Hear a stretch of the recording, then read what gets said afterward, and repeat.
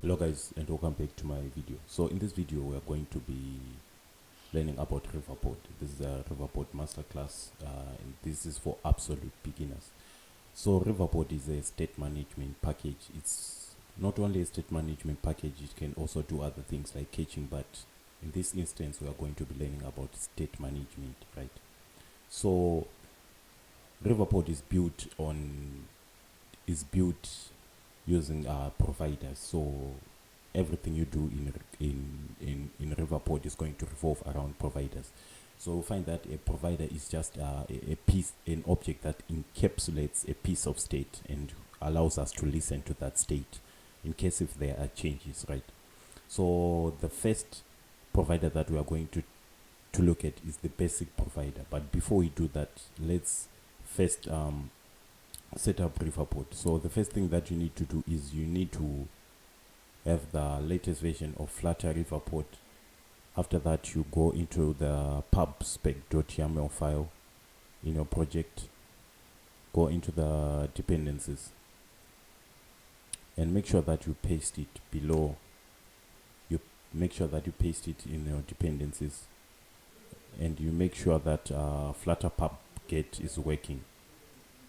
Right, so make sure that you say Flutter pub get and let's go wait for it to run.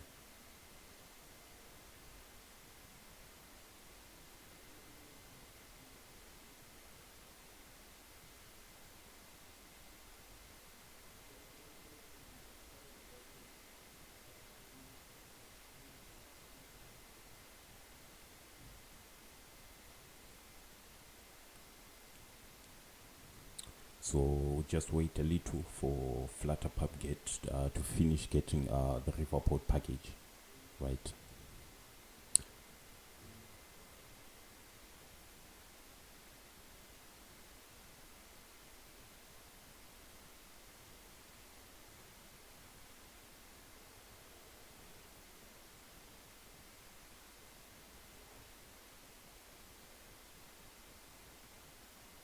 Okay, so now that is done, we need to wrap this my app with what we call the provider scope. So what happens in Flutter is that if we have, like, let's say a piece of state that we want into another widget, so what happens is we can pass that state from the parent widget to the children widget to the other children's widget to the other children widget down the widget tree, right? But let's say if we have 1000 widgets, how are we going to do that? It's going to slow down our application passing the state from the parent widget to the last widget if we have thousands of widgets. So what we'll do is we'll wrap this my app, which is a parent widget, with the provider scope. What the provider scope does is that it allows us to listen to any piece of state anywhere in our widget without even passing it from the parent widget to the child widget. It allows us to access that piece of state directly into the widget that we need that piece of state. So what we are going to do is let's just wrap this with a widget, and then the widget that we are going to use is going to be called provider scope.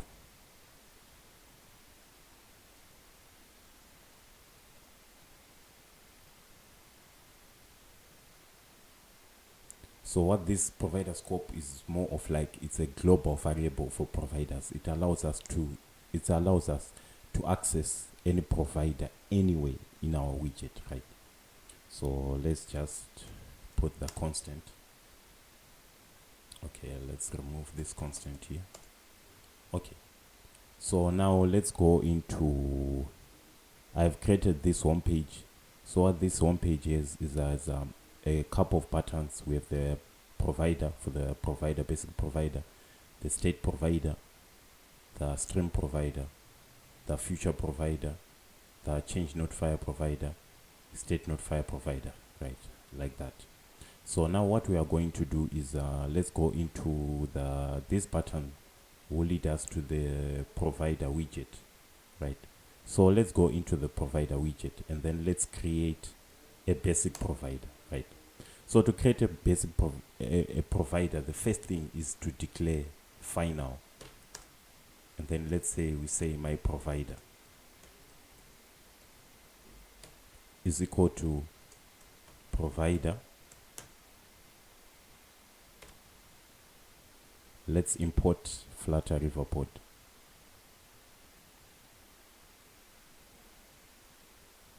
Okay, this is a mistake. Yeah.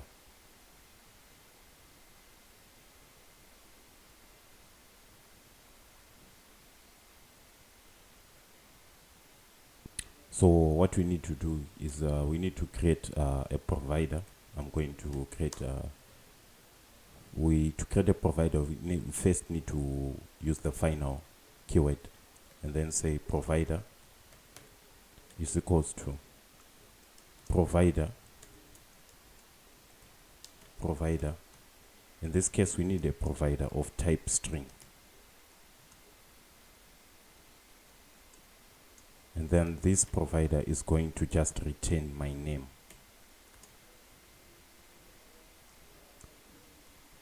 It's going to just return my name. And then let's import Flutter Riverpod, right? So let's import Flutter Riverpod. So this basic provider is often used to access like service classes or repository classes. We'll talk about that in the more later in the video, but in this case I just wanted to show you this basic provider. So how are we going to access this basic provider inside our widgets? What we need to do is we change this stateless widget into what we call the consumer widget. So what this consumer widget does, it allows us to consume providers into our widgets, right? And then inside the build method, what we need to do is we need to pass in a parameter called widget reference. So this widget reference, it allows us to watch providers or to get a reference of where a provider is located. For example, I'm going to say final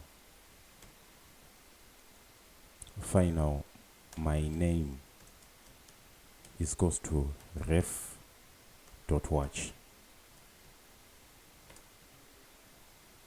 Ref.watch, and then provider is going to watch this provider. So let's remove this. So what it's going to do, it's going to watch this provider, right? So if there are any changes to this state, this watch method will allow us to update those changes, right? So let's just say body center, and then let's say text.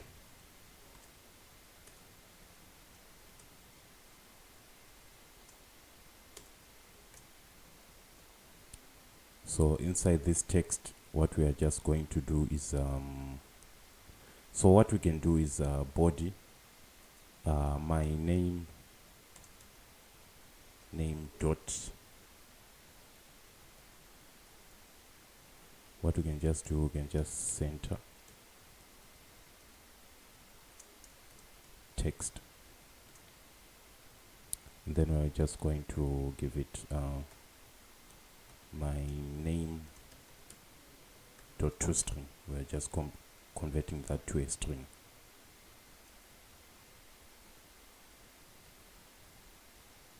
So we forgot the child, which is a text. Okay.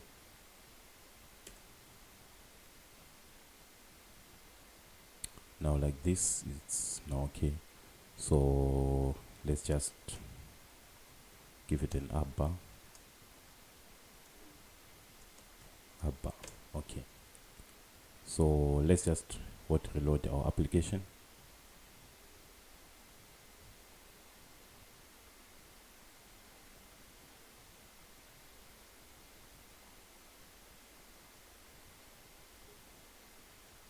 Now as you can see, if I go to the provider,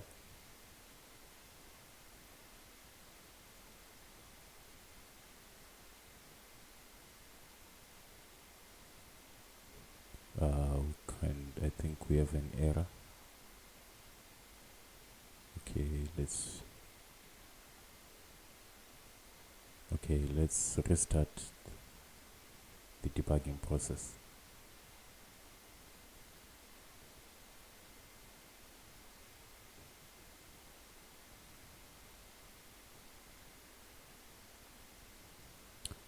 So if I click on the provider,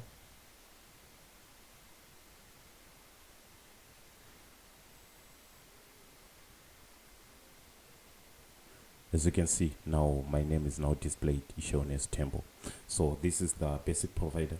So the next provider that we are going to take a look at is the state provider.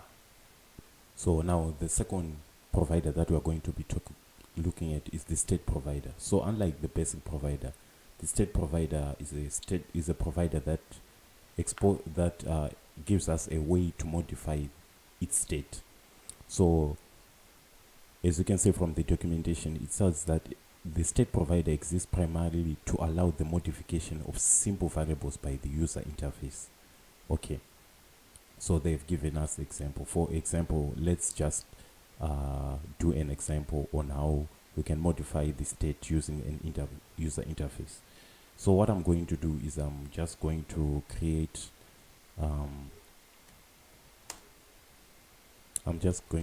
a provider called state provider, which is going to be state provider and of type integer, and then we need this integer is going to start from 0. Okay, so now what we need to do is we need to import the Flutter Riverpod package. Okay, so now in our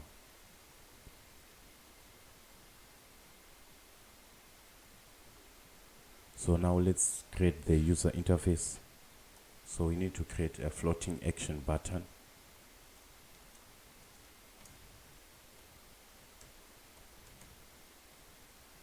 Floating action button. On pressed, let's just give it an empty function. And then let's give it an icon.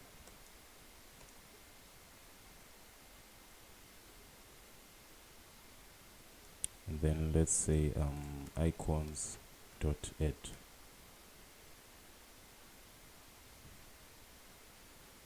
And then let's a body.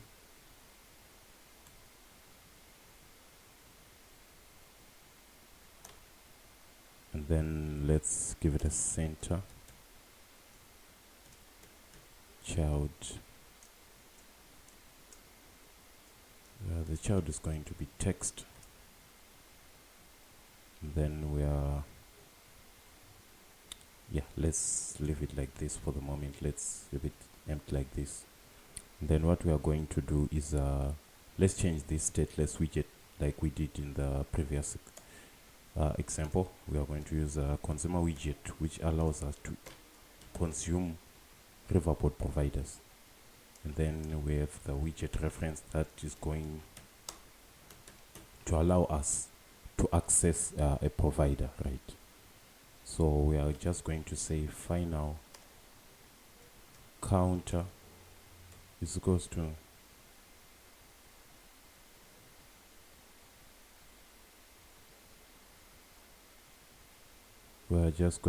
final counter is equals to reference dot watch.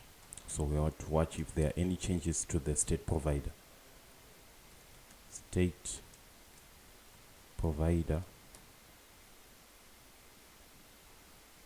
Okay, like this. So into our floating action button on the onPressed method, what we are going to do is we are just going to say reference dot read. So we have two methods in Riverpod. We have the watch method. So this watch method is usually used in user interfaces, as it allows us to monitor the state in a provider. So if that state changes, it will automatically update the user interface. That's why we use watch. But if you are reading providers from, let's say, patterns, like say elevated patterns, floating action patterns, we use the read method.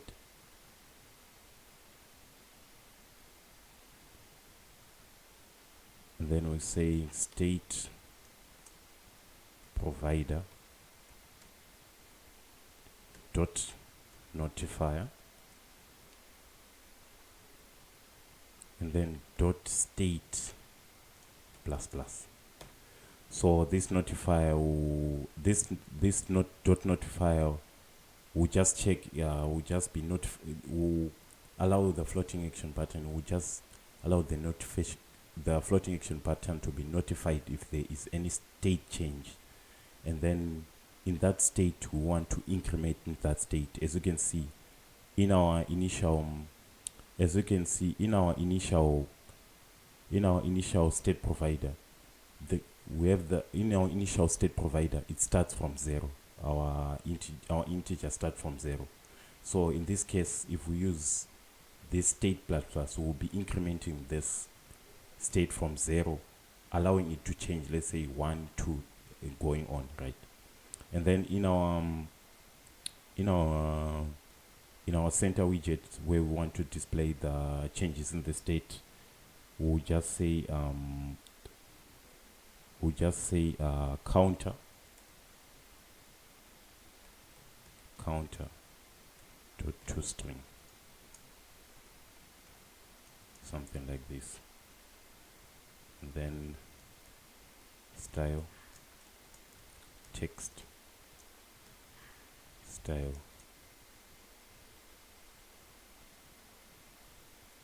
color, I was saying colors dot black, and then the font size,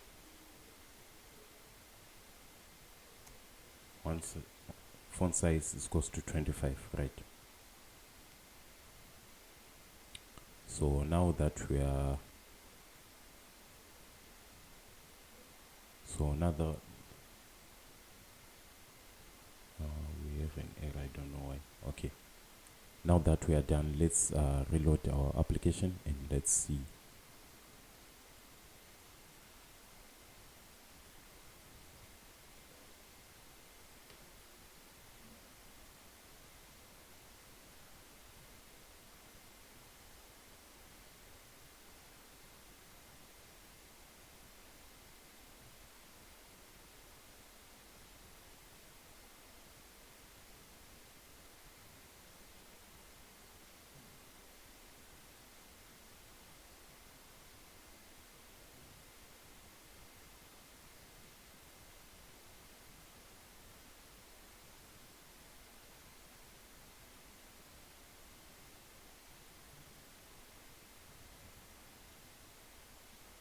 So let's go into state provider.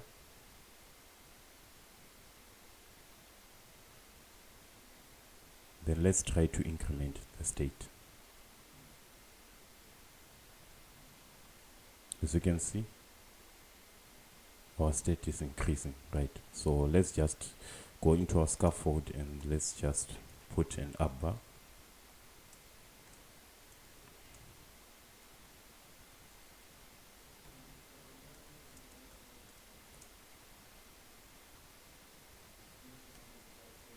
Okay, something like this.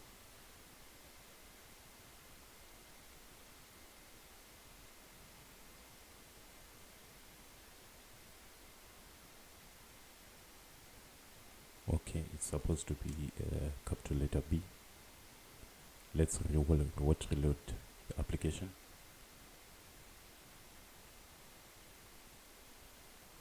Okay, so if we go back and then if we come back, as you can see, our state is still 26.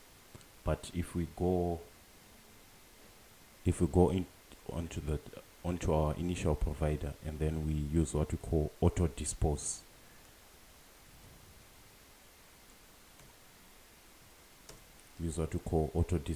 right? Let's reload our application.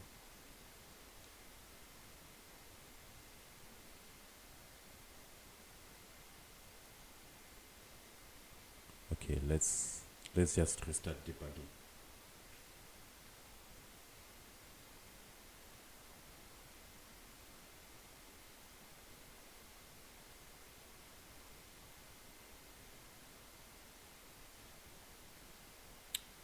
Now,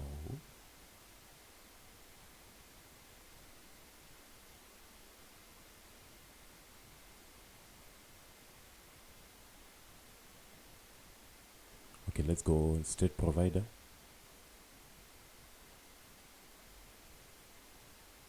And then let's increment the counter. Okay, so now if we go back to the main page and we come back, you can see our counter is restarted. So what this auto dispose does is that it allows us to dispose any piece of state that we are no longer listening to it. So let's say, for example, in this case, if I increase this counter, let's say like this, and then if I go back to the main page, we are no longer listening to that state provider. Hence, if I go back, you see that it has restarted the state. So if we remove this auto dispose like this, and then let's restart the debugger, the debugging session.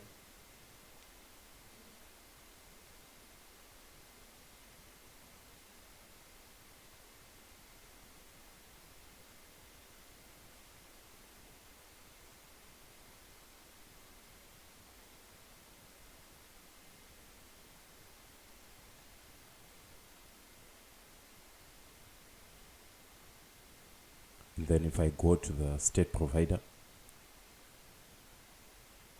and then if I increment the counter, and then I go back to the main page, we return to the state provider, you see that our state remains 10 as it's not disposed because we did not use the auto dispose method, right? So that's it about the state provider. In the next video, we're going to be looking about two providers. We're going to look at two providers that are used to fetch data. We're going to look at the future provider and the stream provider. So the next provider that we are going to be taking a look at is the stream provider. So the stream provider is usually used to listening to Firebase, and is also rebooting another provider every few seconds. Okay, so let's say if we are retrieving data from an API source in the form of a stream, and we want to expose into a UI with the stream provider, right? So let's just create another folder inside our lib code repository, and then let's create a file called stream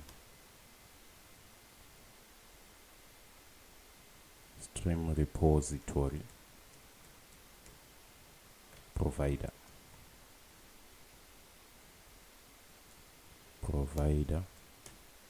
dot dat. Then let's just say class stream repository. Okay, so what we are going to do is we are going to just create a stream of integers.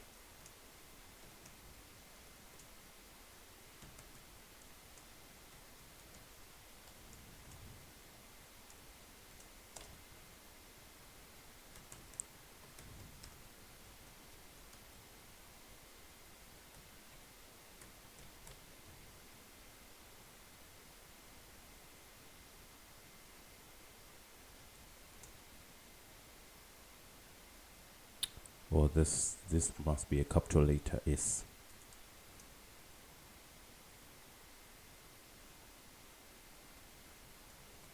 When the duration.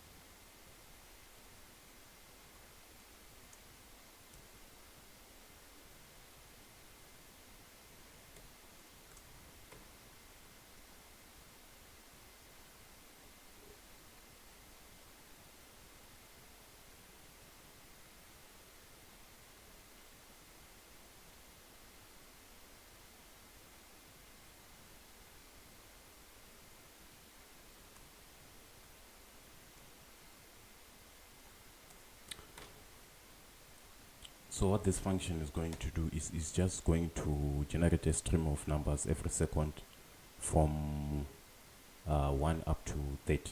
So that will be from 0 up to 29, right?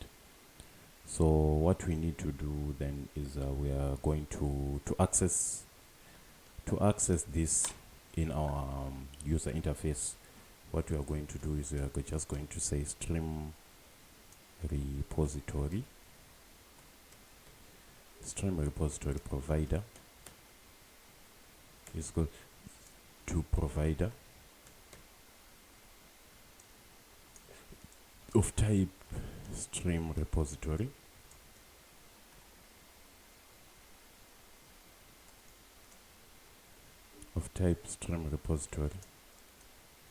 reference, and then just going to return stream repository. Okay, so let's just put a semicolon, and then let's just import Flutter Riverpod. So if you remember from the first part when we talked about basic provider, we said that the basic provider, we use basic providers to expose repository or service classes so that they can be read by other providers. As you can see, now we are using this basic provider to expose this stream repository that we are going to retrieve in our stream provider class, right? So in our stream provider widget,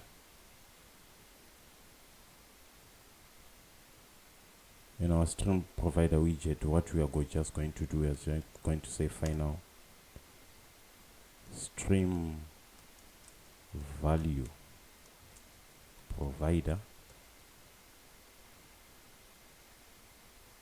is equals to stream provider.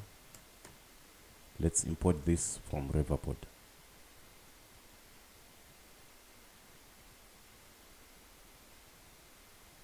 Stream provider,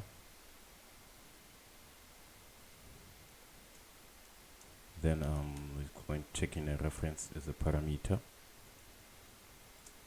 Then what's going to do is first to access our repository class, what we have to do is we have to say that we have to first read this stream repository provider. Final, let's just say stream repository this goes to reference dot watch stream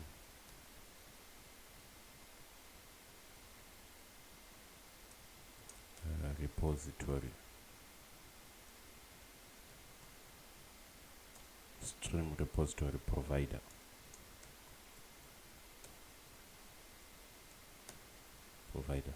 Like this. Let's import it. So let's just import it, and then what we are going to do is we are just going to return this stream repository dot, and then we are just going to get the stream. Okay, so that's how we do it. So now let's go into our user interface. Let's just give it an up bar.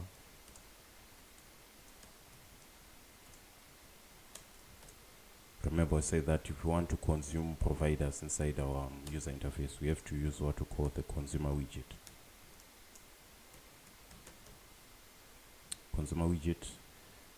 And then we also need the widget reference parameter.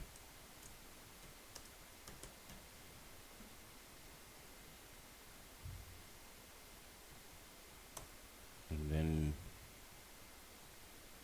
here we need to read final stream. This goes to reference dot watch. Reference dot watch. We want to watch the changes in the stream value provider. So if there are any changes in the state in the stream value provider.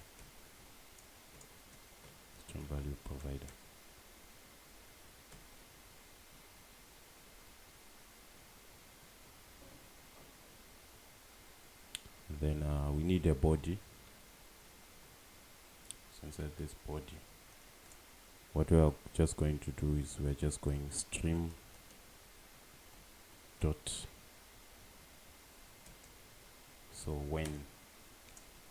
So this when we're just going to say so this when if there is any data from our provider, and then if there is an error, we just say error. It will take in two parameters, the error and the stack trace. Okay, and then we'll just return a text that we need to center that text.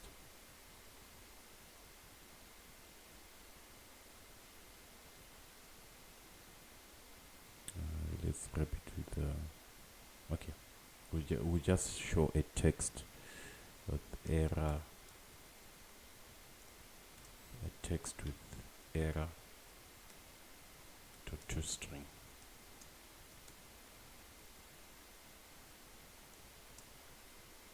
And then if somehow our data is still loading, that's what I like about Riverpod. So it gives you options.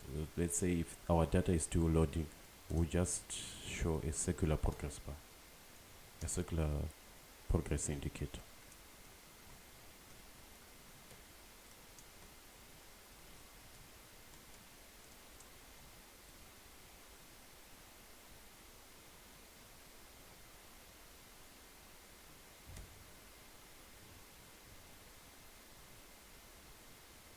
Okay, forgot to add.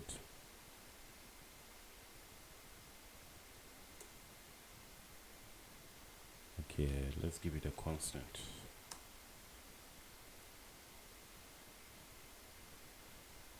Okay, so now what we are just going to do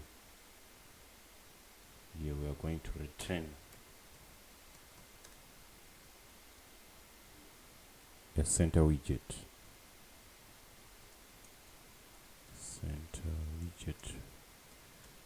The child is going to be a text.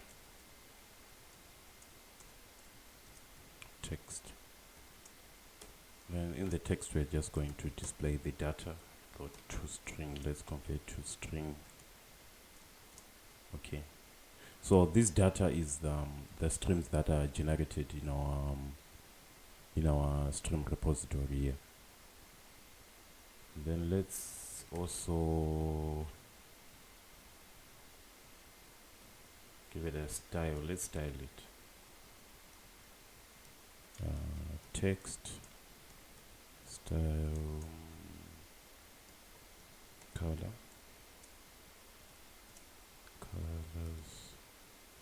to black. I'll give it a font size 25, like this.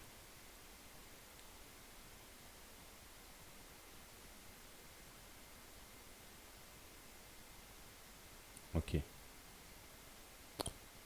so that's it for the stream provider. Let's just restart our debugger, then let's see.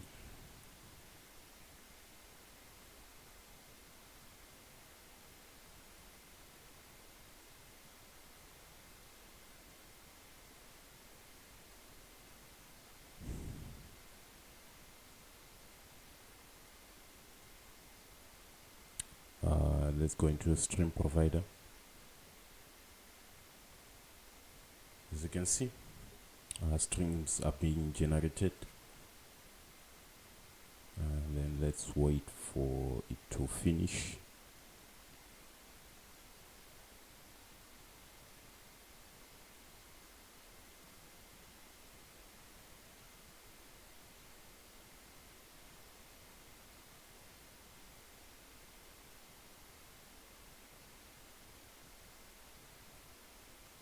As you can see, we've generated streams from 0 up to 30.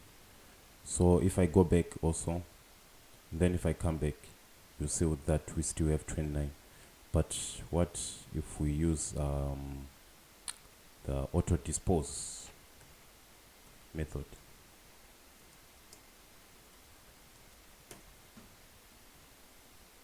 Okay, let's restart our debugger.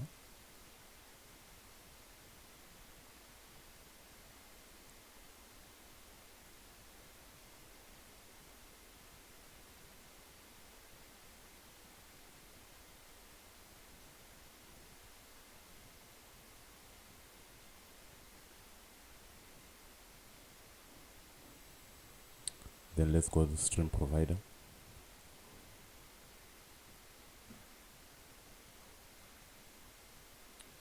So the other thing is we need to make sure that the secular progress indicator is centered.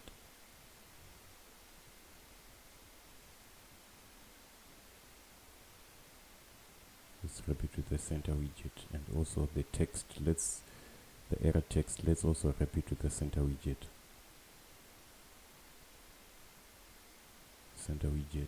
Let's perform auto reload.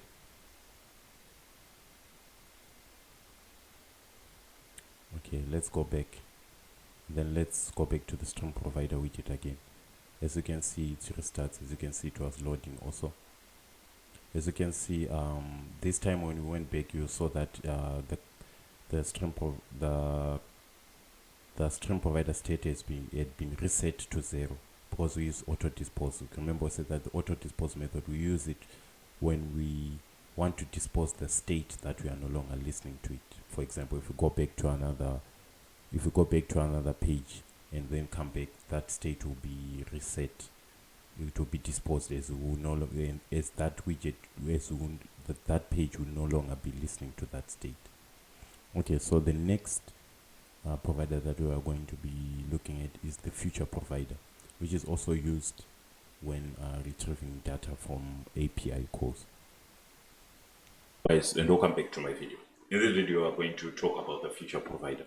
So the future provider is almost the same as the basic provider that we talked about in our first video, but the difference is that the feature provider is for asynchronous code, right? So the feature provider is typically used for performing and catching asynchronous operations such as network requests, and also it is also used for handling errors or loading states of asynchronous operations. We can also use it to combine multiple asynchronous values into another value. Okay, so one of the main benefits of using the feature provider is that if we use it with the reference.watch, this combination allows automatic refetching of some data when some variables change, right?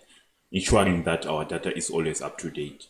But the only drawdown of the feature provider is that it does not offer us a direct way of modifying the computation after a user interface. So it is just designed for using simple use cases. So in the case that you want a user to modify the computation using the user interface, then we have to check the state notifier provider, which is now called the notifier provider in Riverpod, right? So let's move into our code, and then let's just take a look at this example. So here I have this fake data here that I've created, which is just a simple list that is going to display products. And then inside our repository folder, I have the product repository. So this product repository is we have to declare this final variable, which is a future products provider, which is a future provider, which is going to be a list of our products. So these products are already in our application, so they are not an asynchronous activity. So to make it an asynchronous activity, what I've done is I've just used this future.delay, which is going to just delay by 5 seconds, right? So making it more of like it's coming from a server, right? And then I've made this function asynchronous since it's a future. So this is the future provider, right? So if we move into our user interface, I have this future provider widget. So inside our feature provider widget, what we simply have to do is instead of extending it as a stateless widget, we just extend it as a consumer widget. So this consumer widget, what it does, it allows us to just consume Riverpod providers, right? Inside our build method, I have introduced this parameter, the widget reference. So what the widget reference does, it allows us to listen and read to providers, right? If you still remember from our first Riverpod video, if you have not watched that video, make sure you watch it. So this example is almost similar to the one when we use the state notifier. So if you've not watched the state notifier video, make sure you watch it. So this now to access the products from our product repository. This is our product repository. We have a future products provider. What we simply have to do is we declare this final variable, which is products, is goes to reference.watch. So what we are doing is we are just watching this future products provider, right? We are just watching this future products provider. And then what we then do inside the board, we just say products.when. The nice thing about Riverpod, it allows us when and then we access the data from the products repository. And the nice thing about Riverpod is that it has methods such as the error. For example, if we are getting data from our server and then it happens that there is an error, this error method will simply display this error text when there is an error from our server. And then if it happens that there is a delay in getting our data from the server, the nice thing about Riverpod is we have this loading method which will display a circular progress indicator to show that to show the user that our data is still loading from the server, right? So if we just go into our emulator and then we go into click this feature provider, as you can see,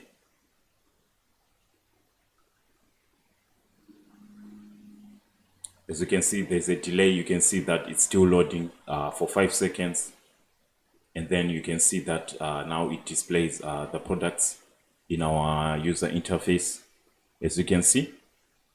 So that was it on the feature provider. If you like this video, please make sure you like this video, subscribe to the YouTube channel, and make sure please you share this video with your friends. And make sure you also check the playlist on Riverpod for state management. Thanks for watching. Cheers.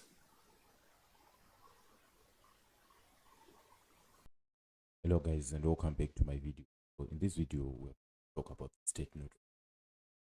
So a state notifier provider that is used to listen and expose a state notifier.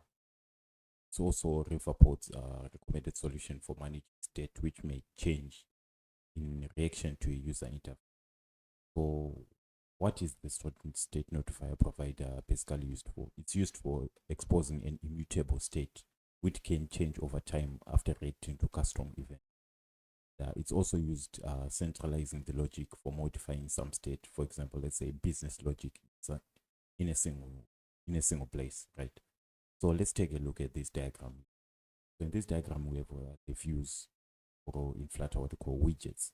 Then we have the state notifier, and then we have the repository or service, which is in communication with our database, which might be a local database or a remote database, right? So what happens is that, let's say a user triggers a button. So a user presses a button, which then triggers an event. This event then causes the state notifier provider to request updates from the repository or service. So, and then the repository or service then publishes these updates to the state notifier. Then when it publishes this update to the state notifier then notifies the views of the UI state change, which then causes the user interface to change. So now, without wasting much time, let's dive into the code. So in this video, we are going to be creating sort of like an e-commerce application, and we are going to be managing the cart using the state notifier. So if you go under the assets and then just go assets and then the products folder. Inside the products folder, I have these images that I've added. So you can just go to my GitHub repository and then just copy these images and then paste them in assets, and then products. And make sure that this asset folder is outside the lib folder, right? As you can see, it's outside the lib folder. It's in the root of the project, right? So let's go into our lib folder inside the model. Let's create the that file product.dat. So let's create a class which we are going to call product. And then in this class, we need which is going to be a product ID.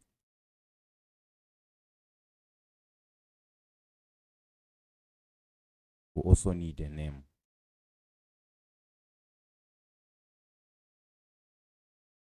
We also need a description.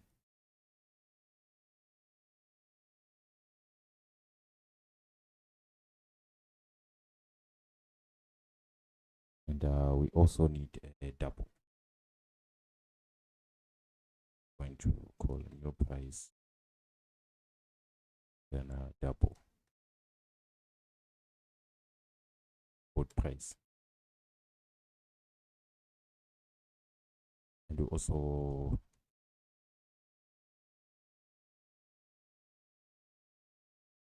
so now what we need to do is we need to generate a constructor. So we need to generate a constructor. So what I'm just going to simply do is generate constructor like this. So now we have this product class. Now we are done with this product class. So what now we are going to do is we can annotate this with the immutable.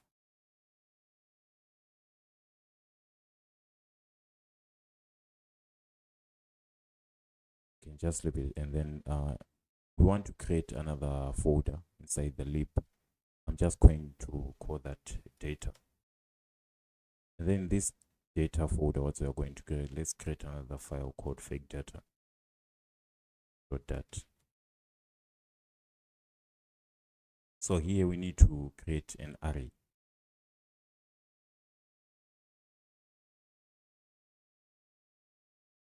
So we need to create a class called fake data.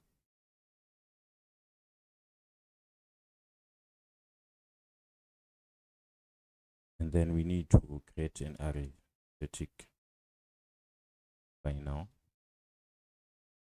A list which is of type product. The products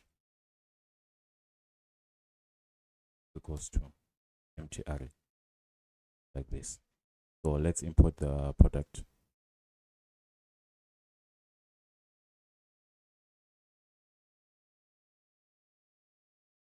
Let's import that.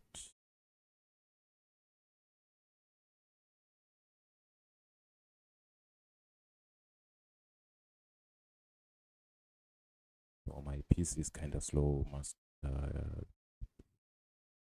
listen, must pop up.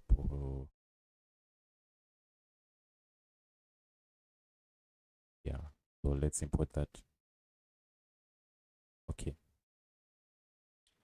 So let's create the first one. We're going to say product.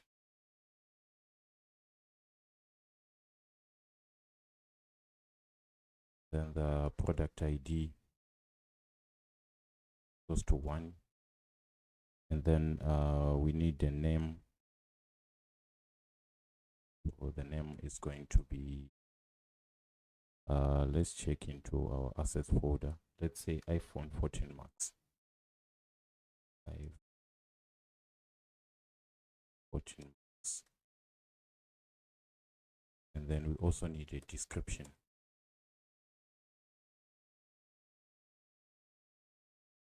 So for the description, let's go to Google. So we just need some dummy text. Then let's just type lorem ipsum.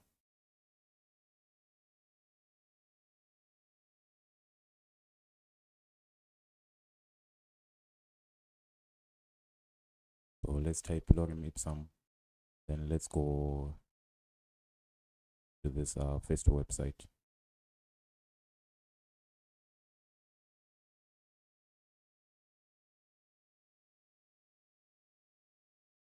And then let's just generate maybe 25 words.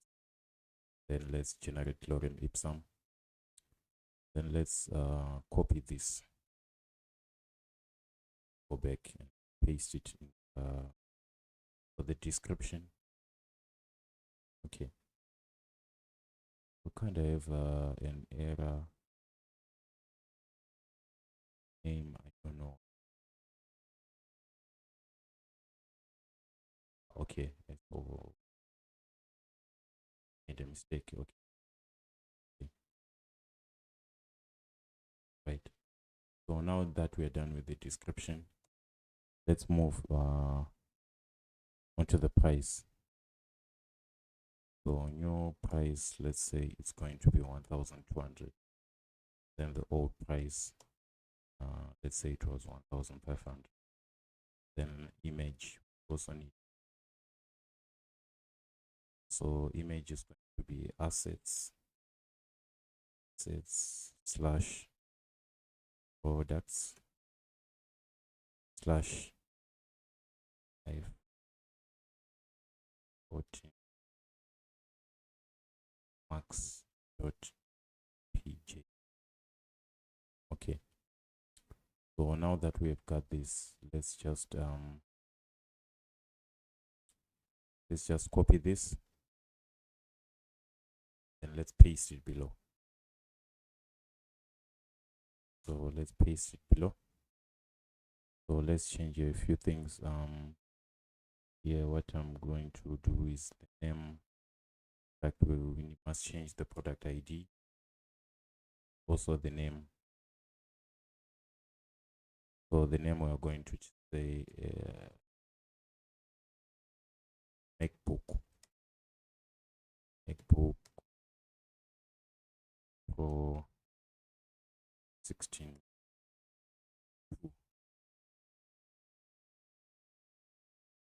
Let's leave then let's change the price 2,000. The old price was 2,000.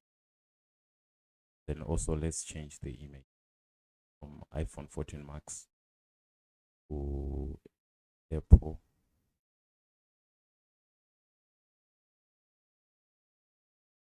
Mac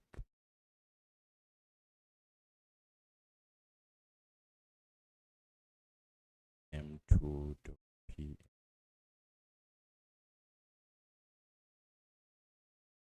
Increment Apple MacBook. Okay, it's supposed to be Pro here. Okay, so let's also paste. If we have 4 products, I think it will be okay. If you want to add more, you can just add more. Let's change the product ID to 3. Then let's change the name to Razer Blade 15. Okay, just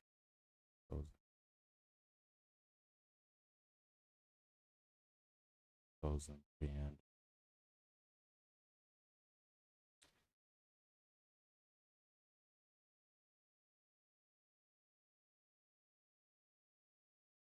That to Razer Blade 15. P. Okay, then let's change this one, the last one, product ID 4. Then say Samsung Galaxy.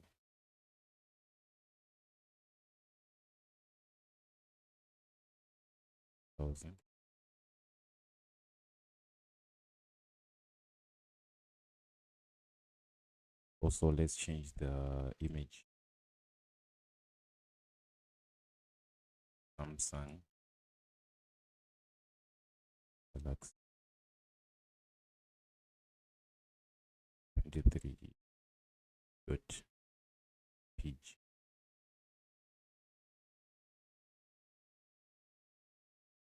So Samsung Galaxy 15s. Okay. Now that we are done with let's move into our providers. And then let's create a state file. Let's give it a cut. Yeah, that. Okay.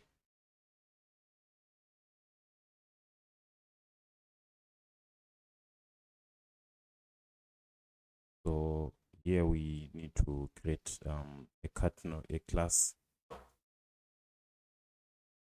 cut notifier, which is going to extend the state notifier, which is going to extend the state notifier state, which is going to be list of products.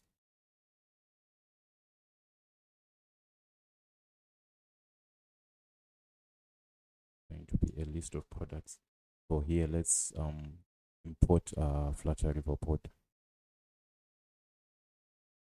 Flutter Riverpod, and then also let's import the product. Then we are going to initialize cut notifier as an empty state, right? As an empty list. Going to initialize it, right? So now that we are done, we need to add the products, right? So add product cut product.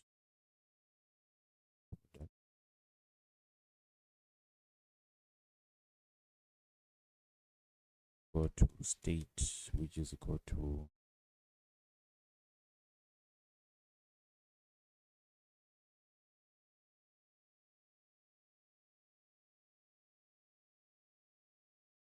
product.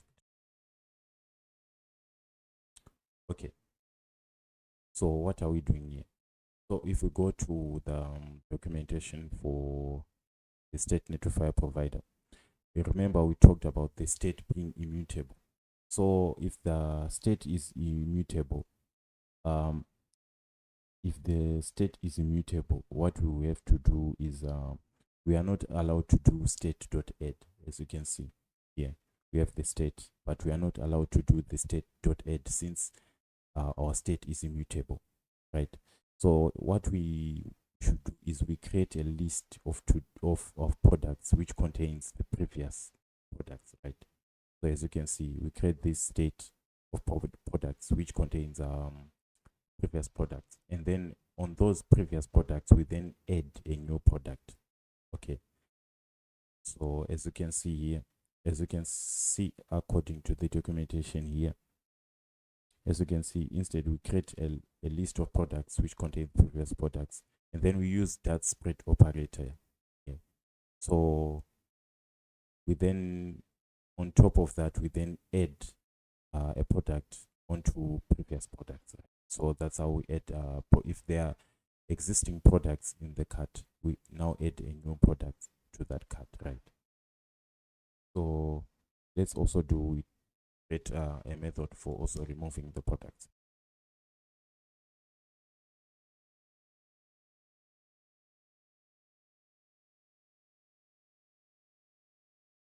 Remove product from cart, the product ID.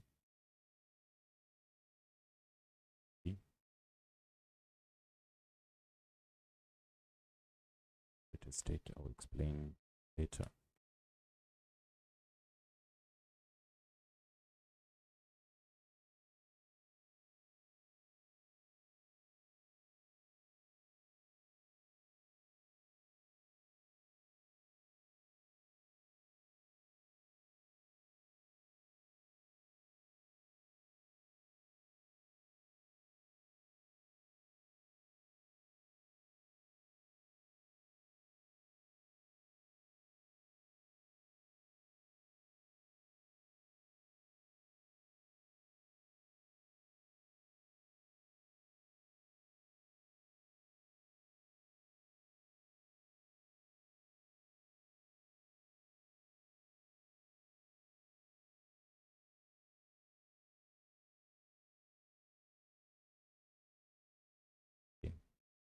look at the brackets.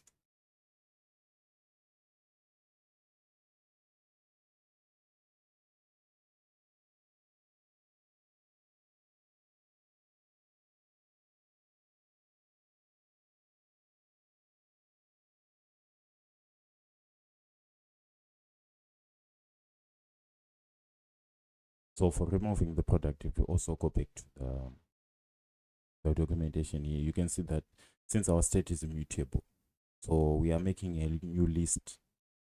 We are making a new list instead of changing the existing list. So what we are just doing is we are just creating a new list without the product that we have removed, right? The product that we just create a new list, and then we are going to, in that new list, the product that we just removed will not exist in that list. So now that we're done with the cut notifier, the next thing that we need to do is we need to create the cut notifier provider. Just going right now. But yeah, either we go to state fire fader auto dispose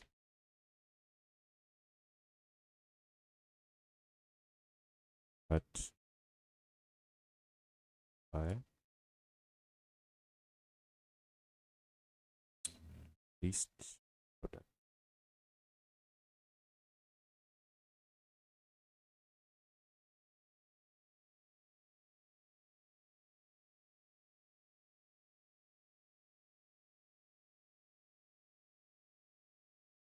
Then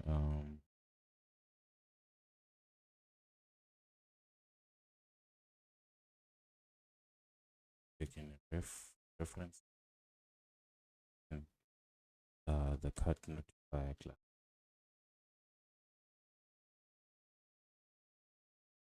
Okay, we are done with this part. So in this part, we've created a cut notifier which extends the state notifier provider. As you can see, telling us an observable class that stores a single mutable class. And then in this case, we are going to add a product to cut, and then we are going to remove a product to cut.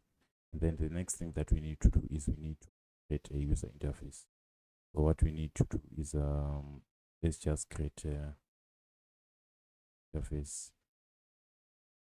We're just going to call it at as a state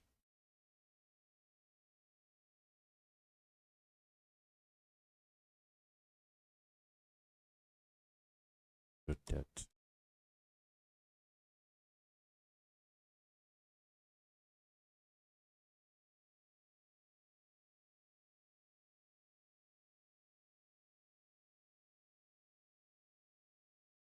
So make it stateless widget.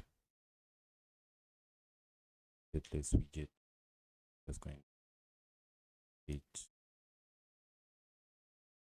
Yeah. Then let's import the material.dat. Okay, since we are going to consume providers, let's change consume widget. Then inside the build context, let's the widget reference.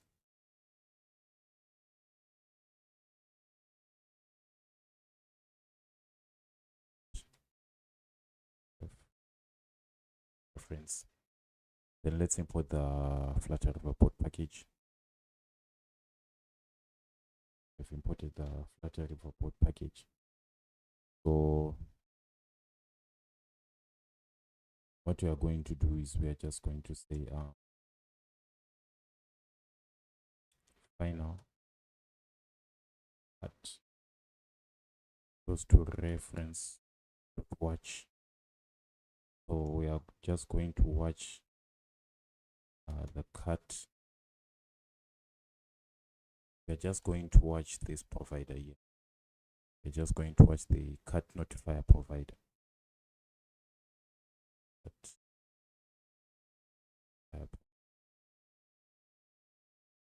Let's import the file. Okay, to go. So what we are just going to a scaffold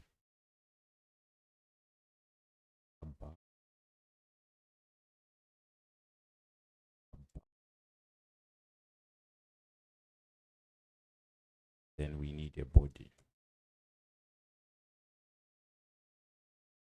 Is a safe area.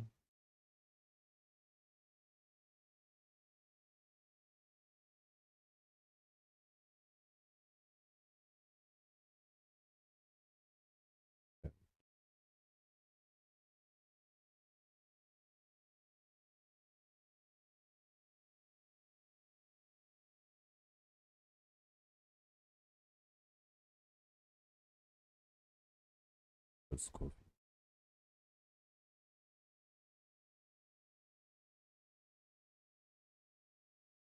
The child for the language child's coffee is going to be a grid view. Just going grid view dot builder.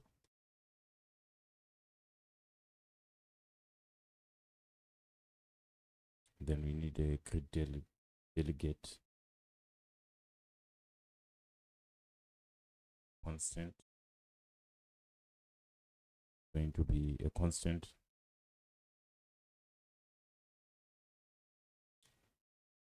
River grid delegate.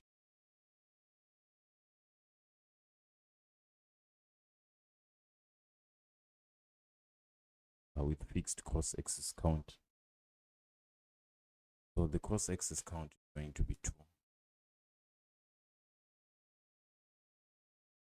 Then we also need the child aspect ratio, going to be 2/3.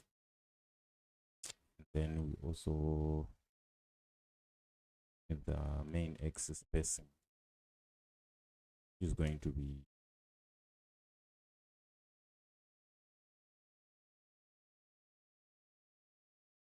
then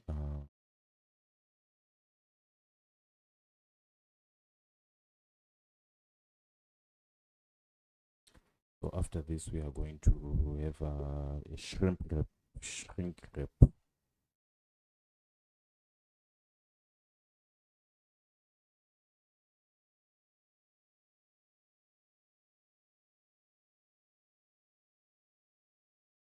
Going to be true. Then we also need an item count.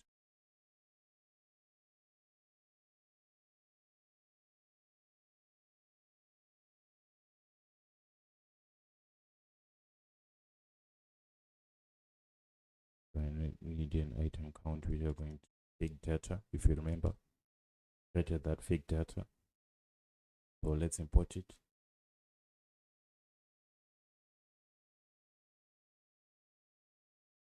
Let's import it.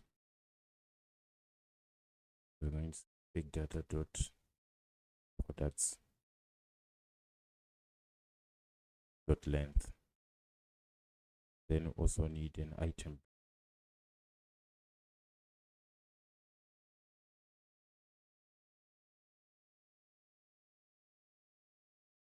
An item builder to provide context and also the index. Okay. So what we are going to do is we are just going to say final products goes to Big data.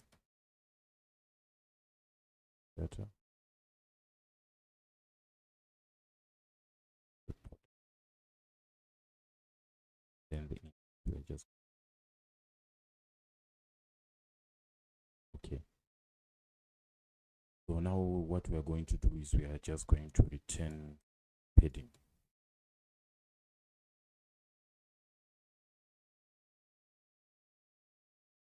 Padding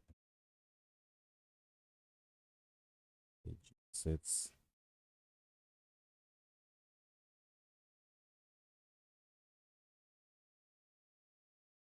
All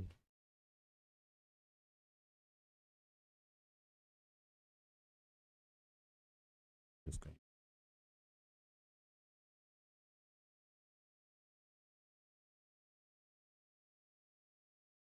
Then we need a child to be a card. Then we need an elevation.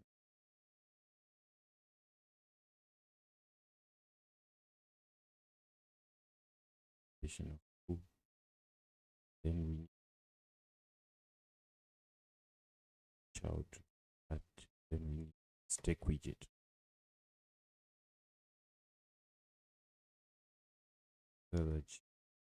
Stack widget. The children.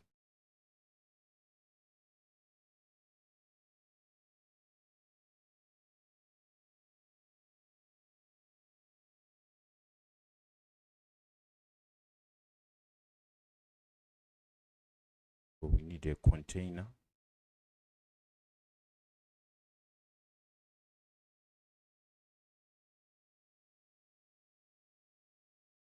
We need a container.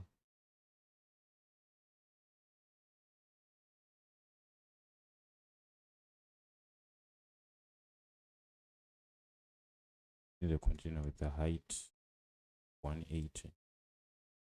Also a width of 180.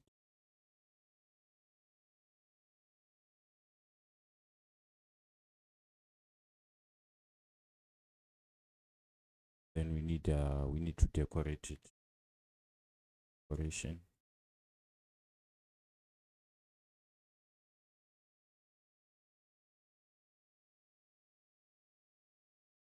Box decoration.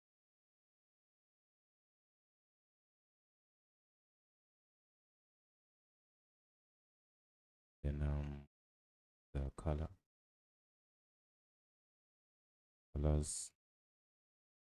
white.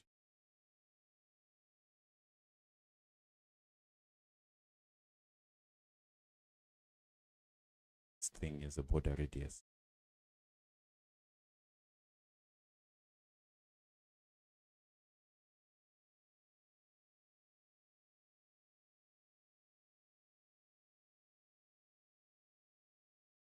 Border radius.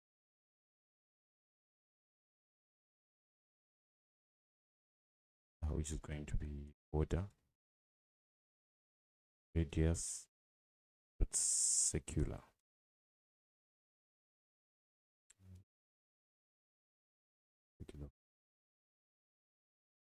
Then inside the container, what we're going to just do is we need to provide a child.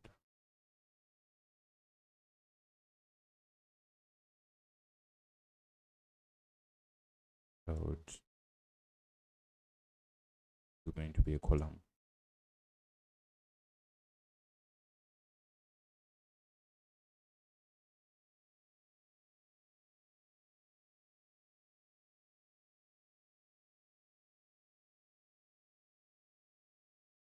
Let's put it simple.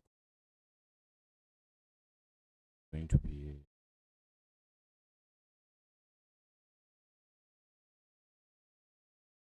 what we're going to do is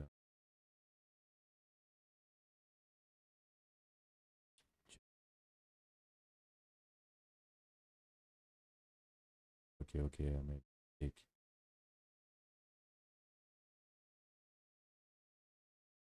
Paste.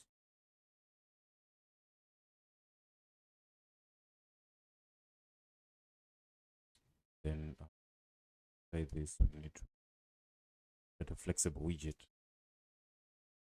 Then the cloud going to be any dot asset. So it's going to say created this products. So we're just going to products variable. We're going to just say products dot image. Then we're just going to give height of 150.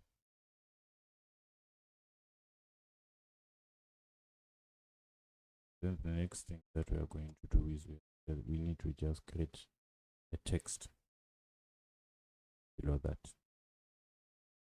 Then for the text, we're just going to say product dot name. Let's give it a style text style.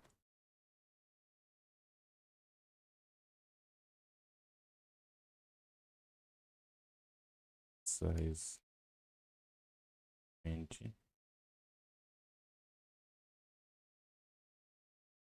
And the color with the color of black.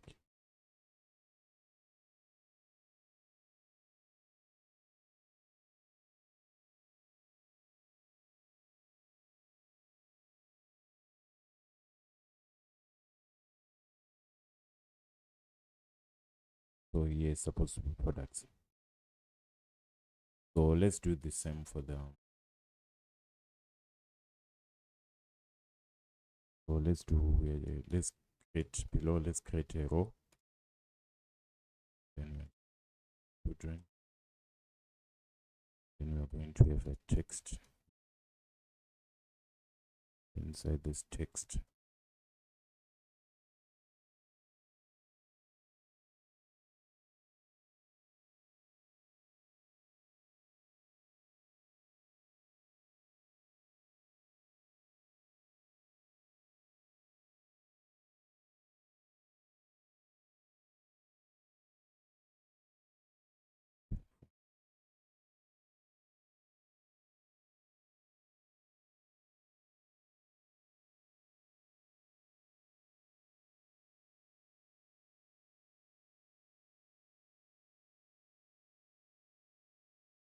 Just going to give it a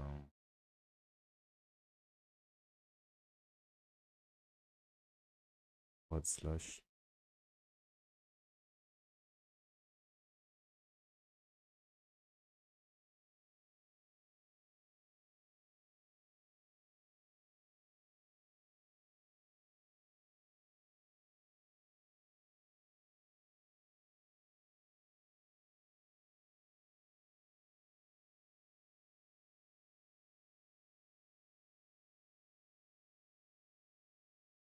Just going to say product dot new price.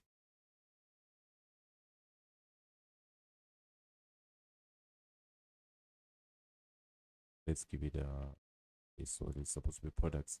Let's style it.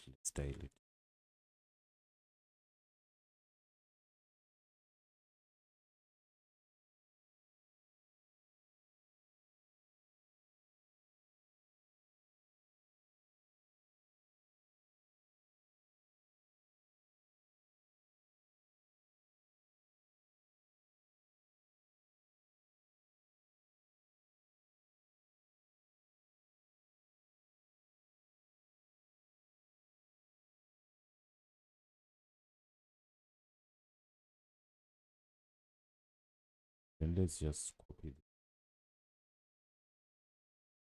Just paste it below, paste it.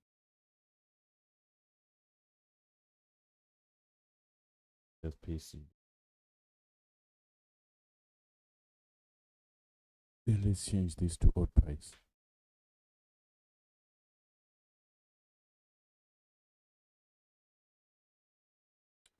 Let's just change the color to blue.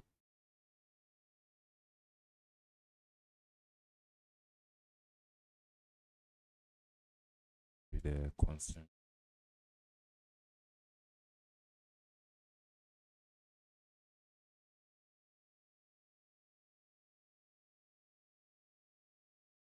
And then let's just give this row a padding. Just pad it. Okay. So the next thing that we need an elevated button below the padding.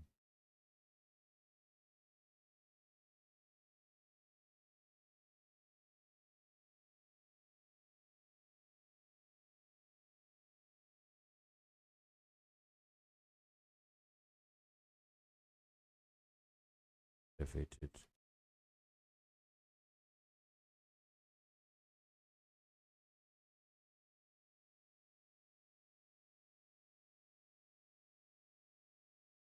Then the child is going to be a text.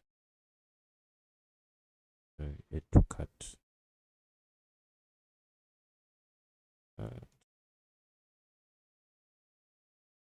Paste.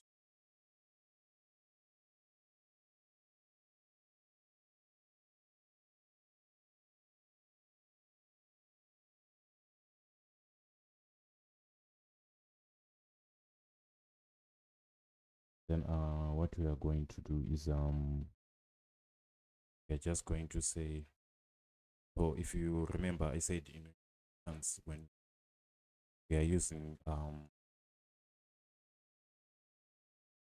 if we are using Riverpod inside buttons, we use their read method, right? So as you can see, read provides a provider without listening. So we're just going provider.read, we're going to say cut state via provider dot via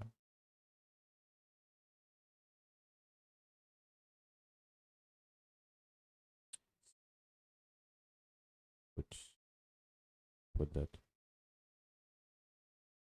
state notify.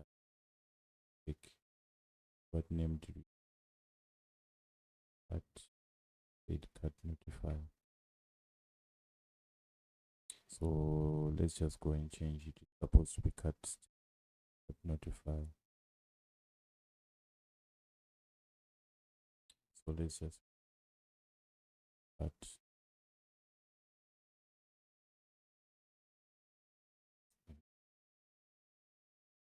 dot add order to cut. We just add products. Okay. So like this. So now what we are going to just do after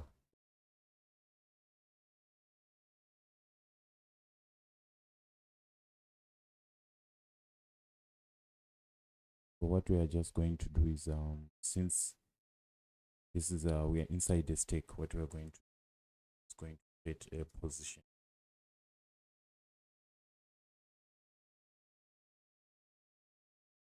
Then from the top with 0 from the top, then also need right 0 dp from the top. Then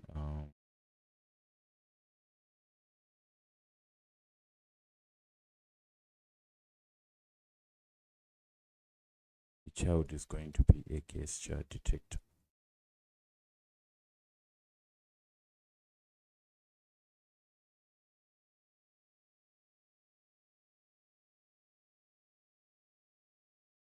Going to be a gesture detector. Yep.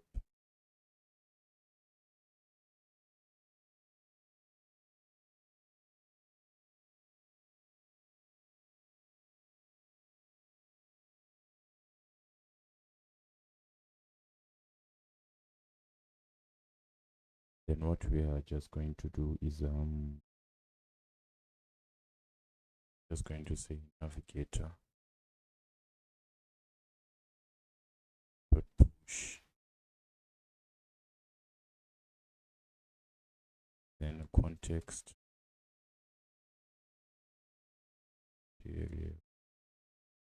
page, metro page route, the builder, again the context, then it's going to take us to our Notifier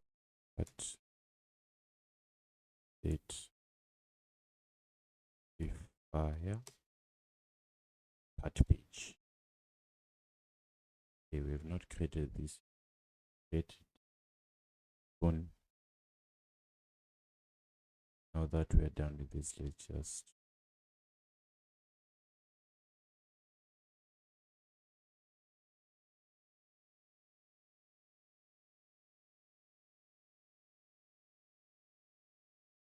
also need the child for the guest detector. So the child is going to be a row. Instead of children.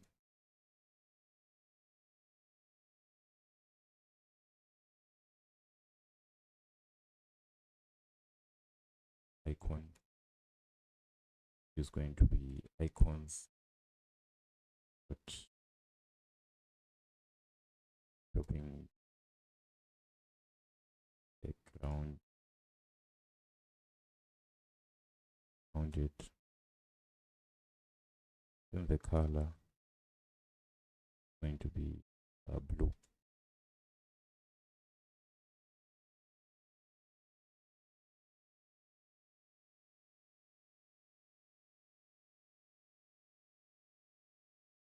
Then we also have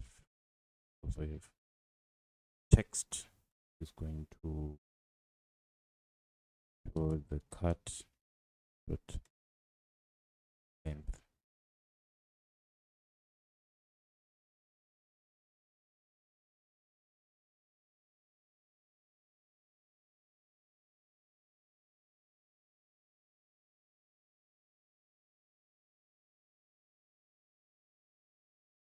Dot length to string. Okay, so what this cut will do, dot length dot to string, is going to show the number of items in our cut. Going to show the number of items in our cut. Just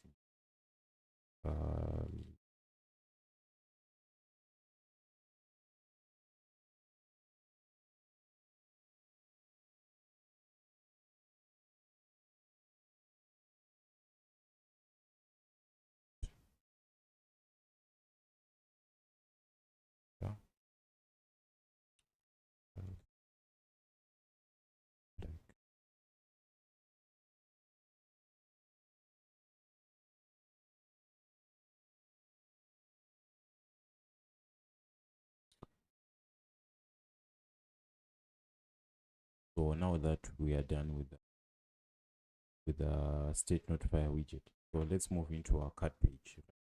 That's where we want to display cut items.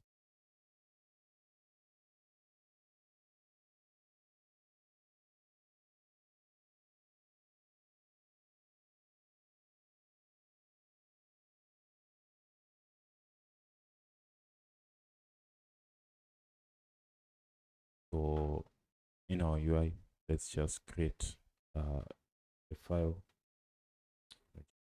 a cut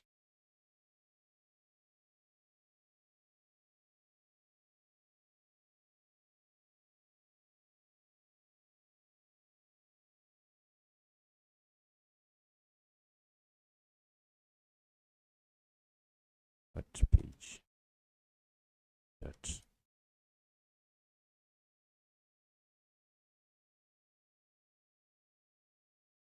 then it's going to be a stateless widget.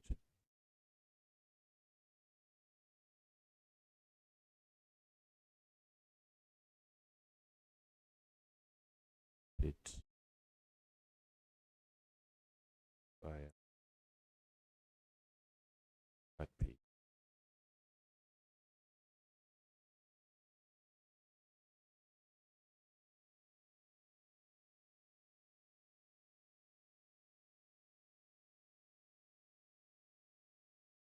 Okay, so we need to change this since we are going to consume providers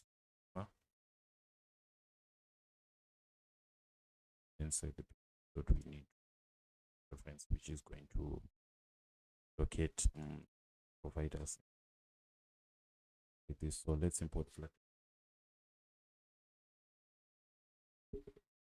Okay. So now what we are going to do, we are going to say right now, but 8, yeah, goes to reference.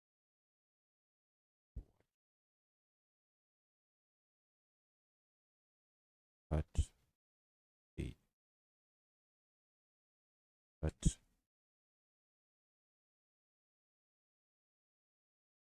provider. Let's import.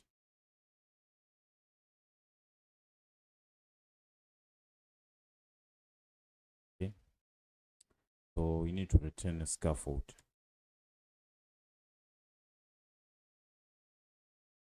We need to return a scaffold.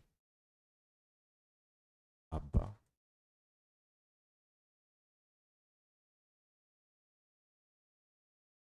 And then the body. F area.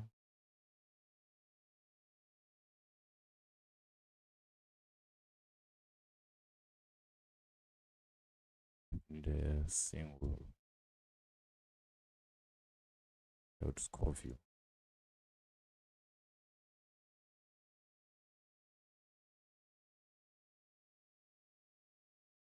Score view. Then we also a child.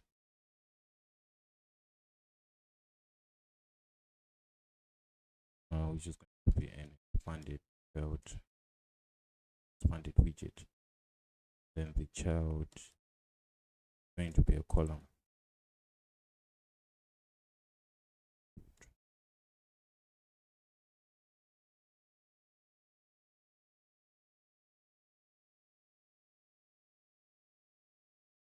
Like this children to press list view.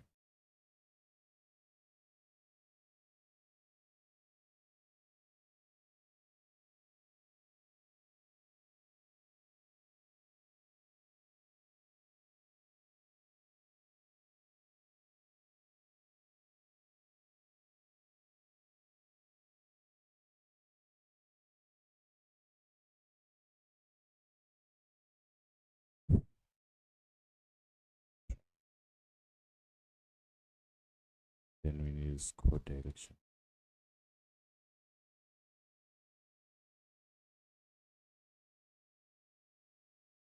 Axis vertical.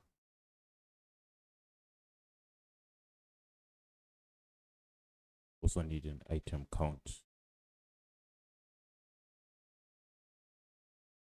Item count at 8 fire dot length. Then item builder. Then checking a context. Also an X.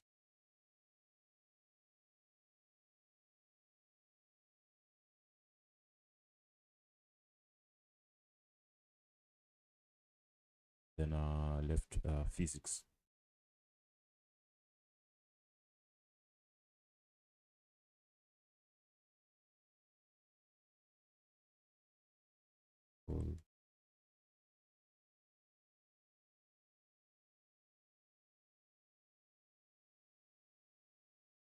With a constant.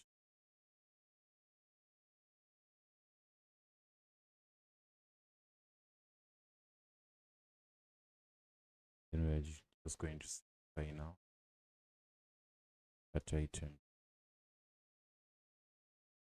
goes to at it fire.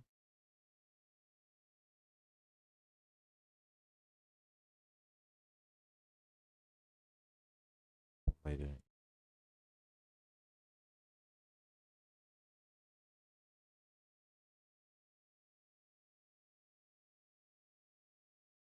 Then we're just going to return heading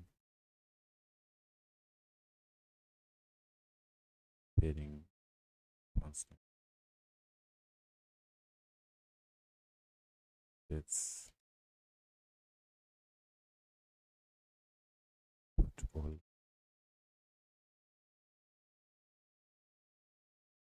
Then the child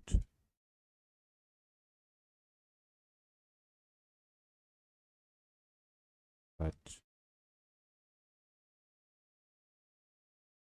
elevation is going to be 5. Then we need a shape which is rounded.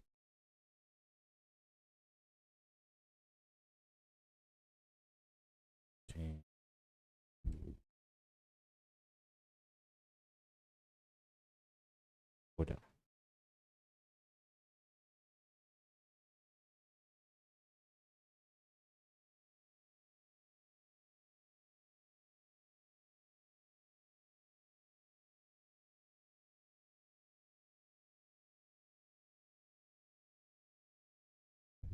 Edge.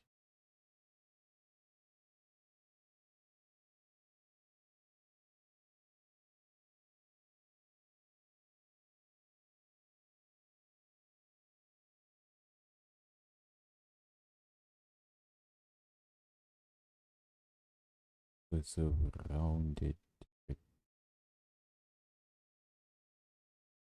It's supposed to be a rounded rectangle, not rectangular. Rectangular border radius.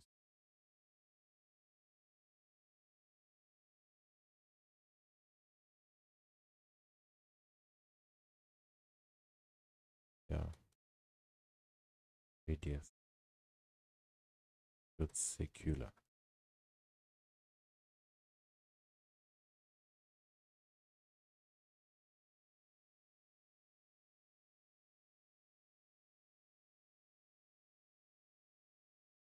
Cloud property.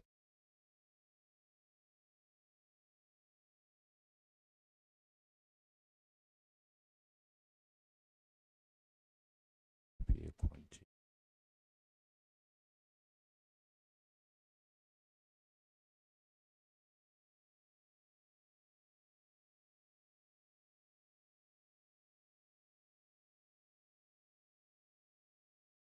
The child is defined.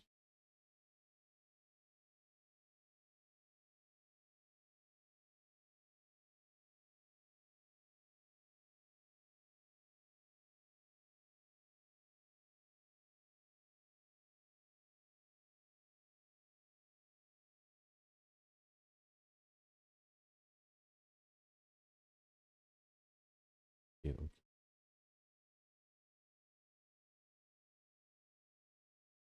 Closing bracket.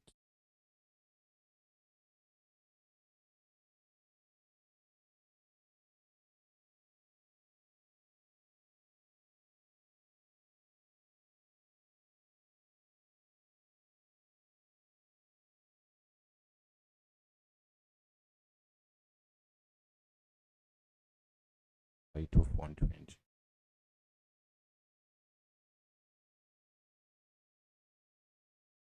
Duration.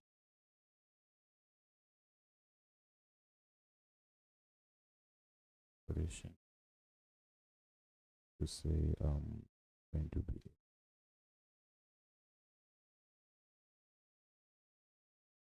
box decoration.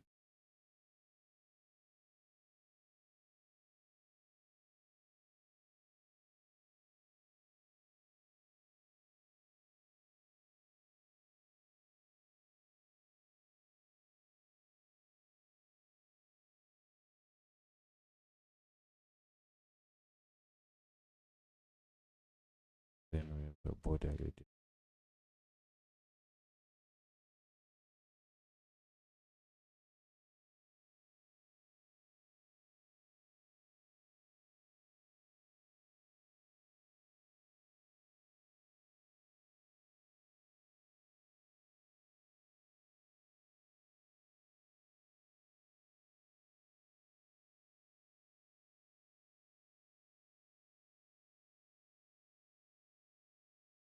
Oh,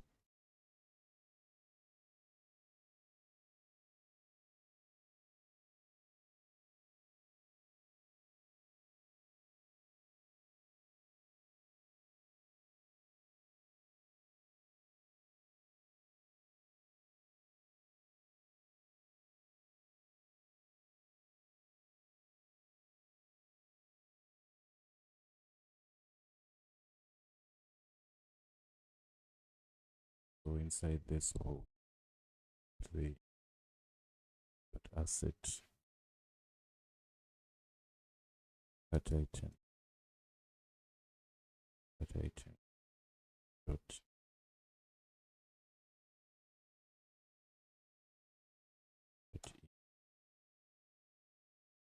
just give it a height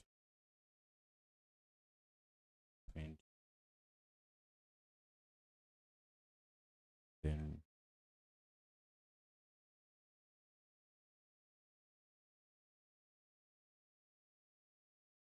just going to expand it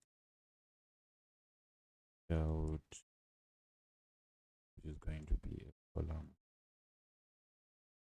Then have children, not for children.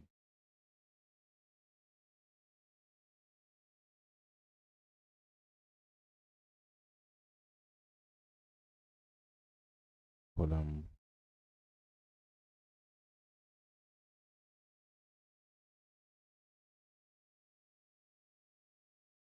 just going to size the box.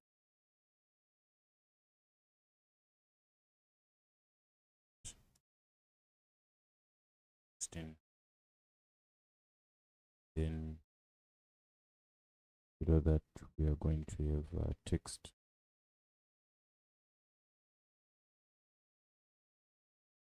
item.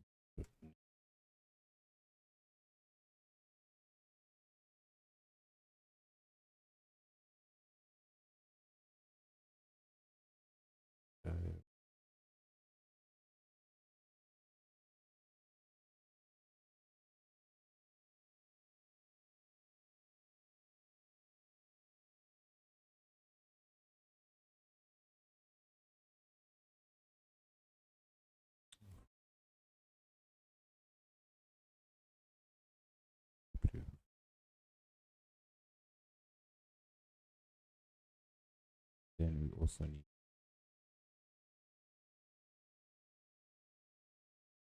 just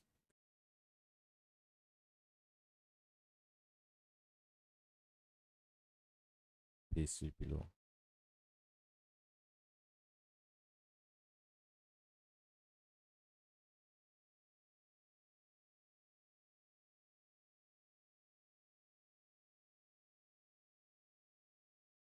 So I made a big size box. In the size box, copy this size box, just paste it below. Give it constant.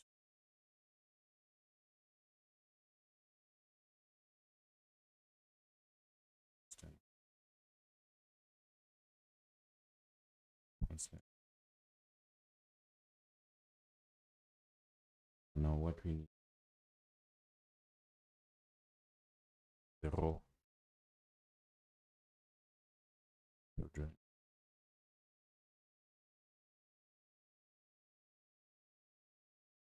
And here what we are going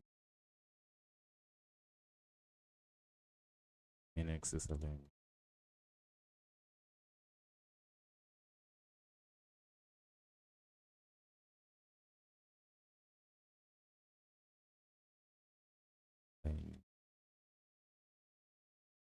So space bit.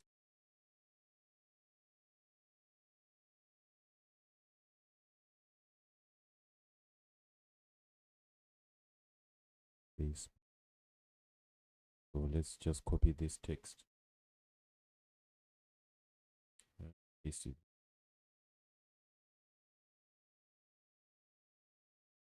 Let's change the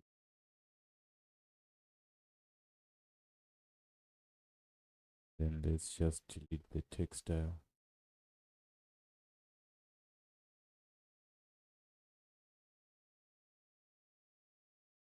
It's just this.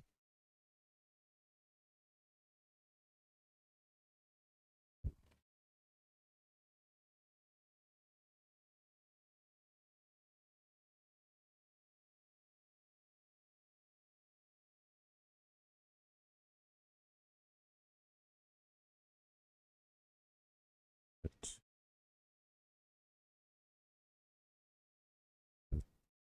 price. Okay. So need a space between them.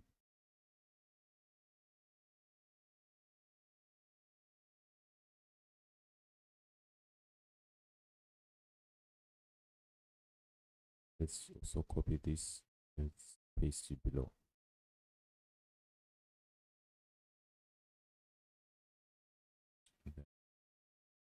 Price, price, style,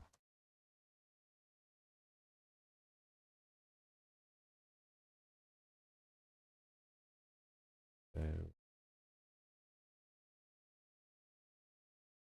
style. This is a decoration. Which is text decoration outline.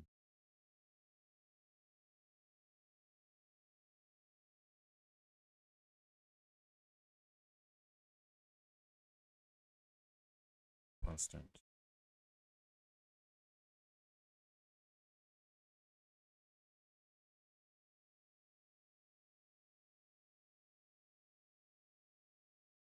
The color.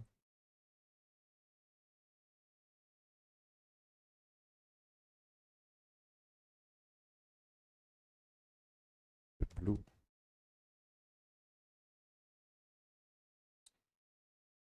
Now we are done. Let's move on. But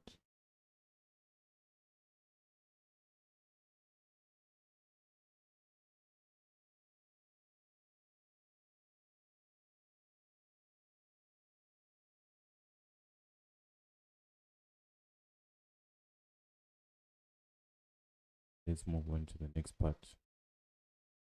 The gesture detector. Constant. Box. Height.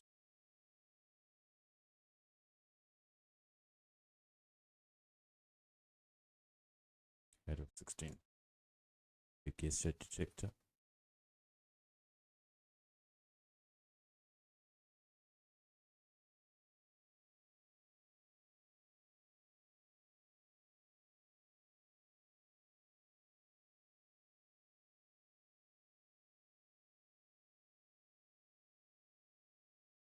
Okay.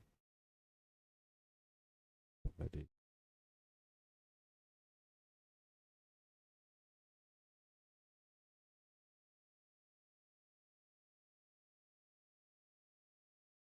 Icon.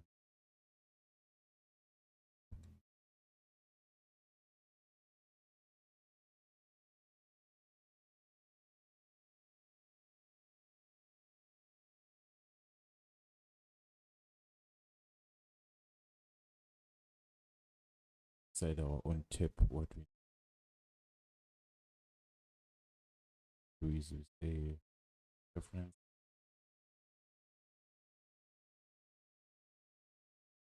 points, but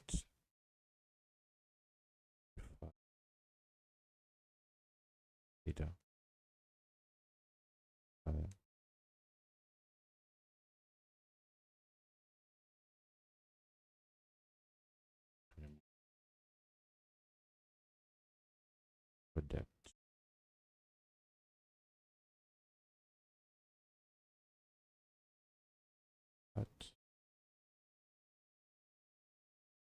but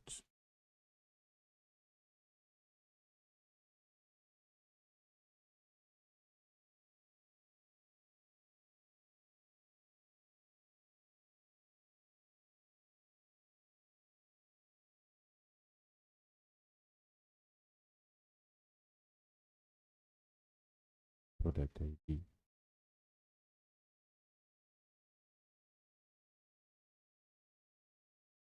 Okay.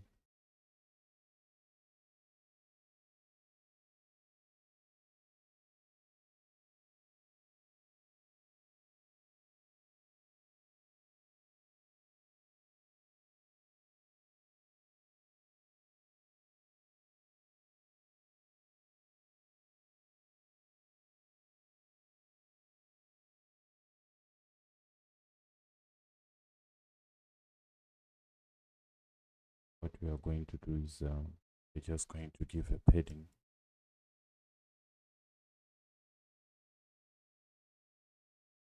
Padding.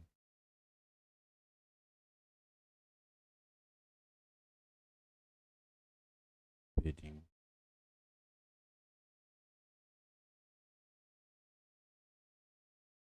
Six.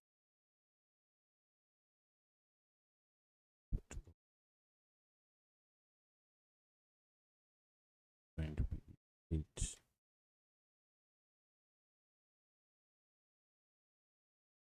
Child. Created pattern.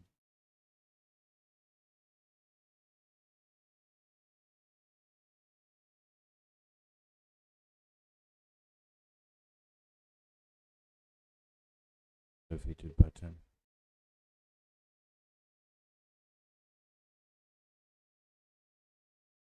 Child. Going to be a text that's going to show the total. So what we're going to do is going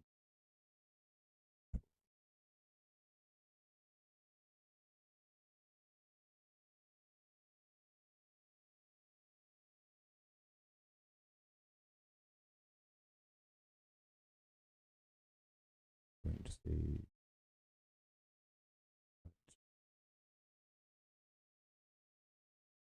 but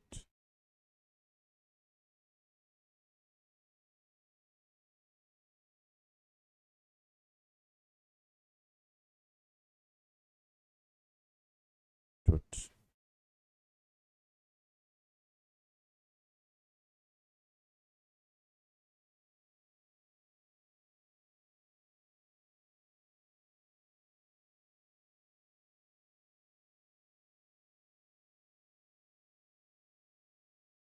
double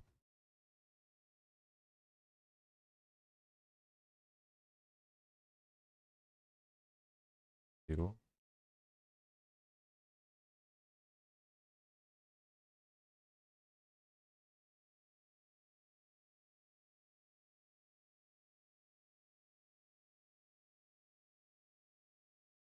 Okay, let's see what we named here. We named the cut state notify. Supposed to be cut state notifier dot then some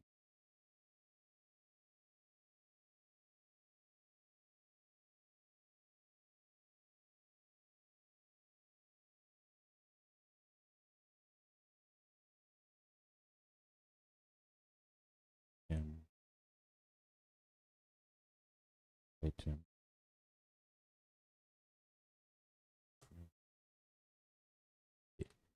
So this is just going to display the total sum.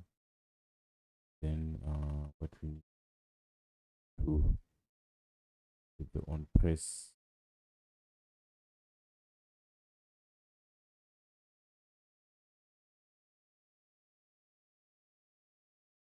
press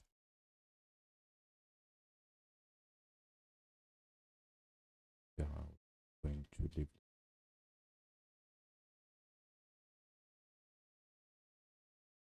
Okay, in our add state, forgot to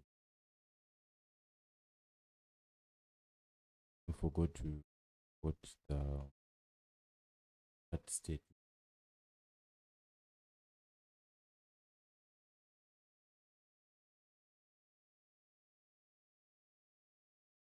Now that we're done, let's move into our main now home.dat. So in our home.dat, like the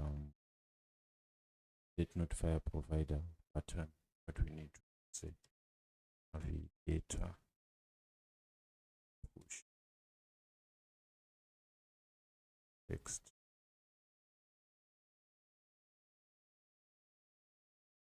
page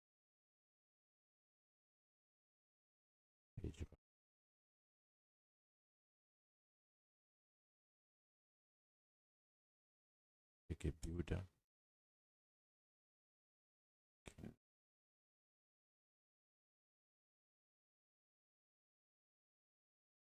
Return our date not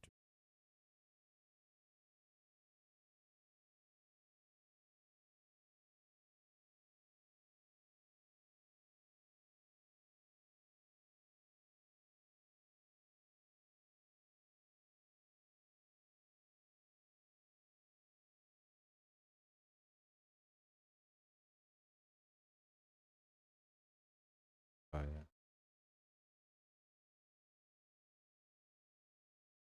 Let's import it.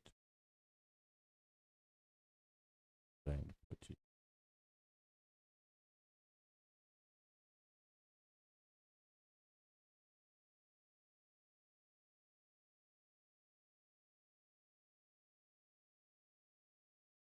Hold on. Okay, now that we're done, let's put application.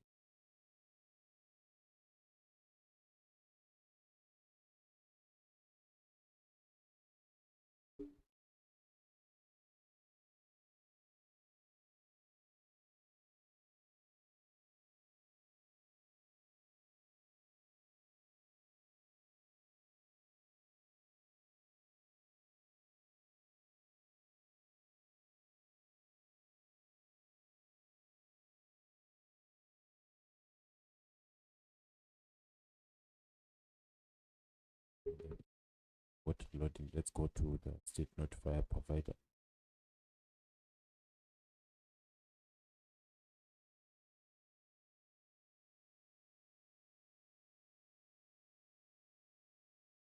As you can see, we now have our products, Samsung Galaxy.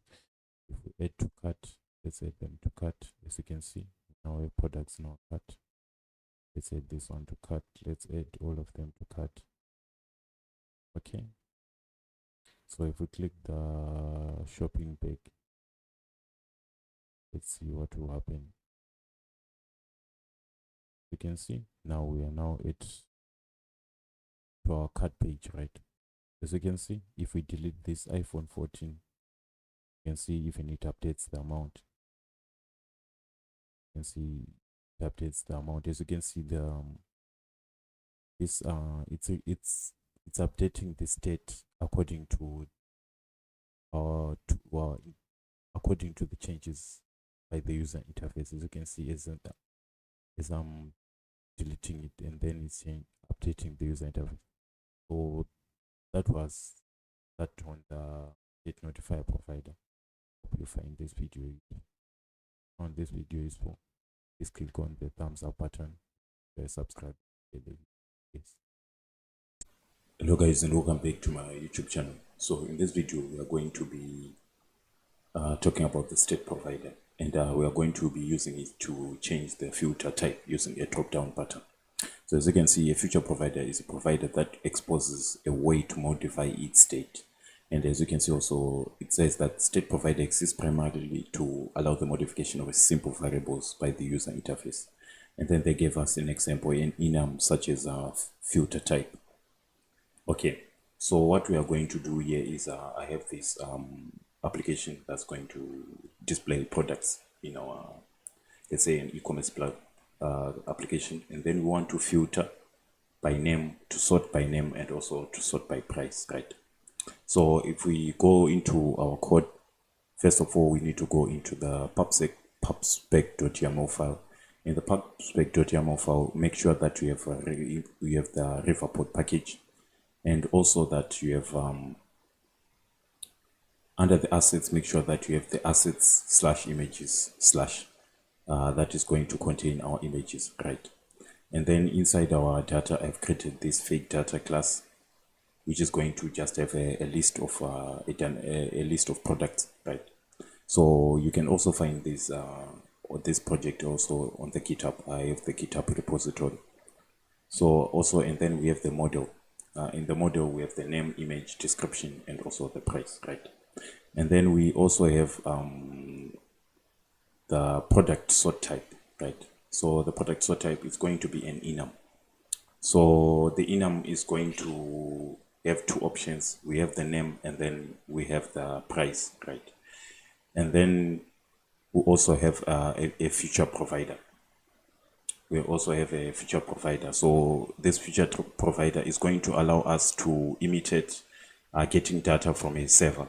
So to imitate getting data from a server, I've used this await.delay that is just going to delay our data by almost like 8 seconds.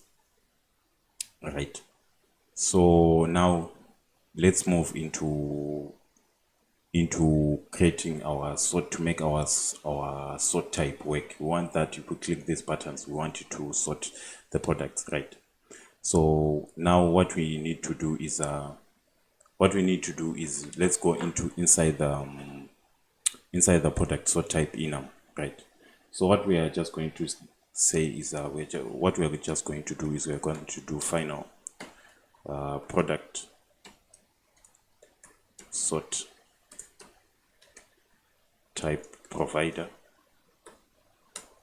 product sort type provider is equal to state provider.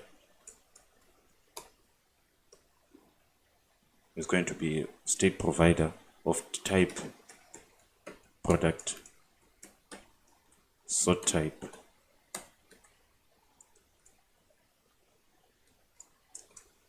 and then we just need to pass in the reference, and then we want to by default we want it to return the product sort type dot name.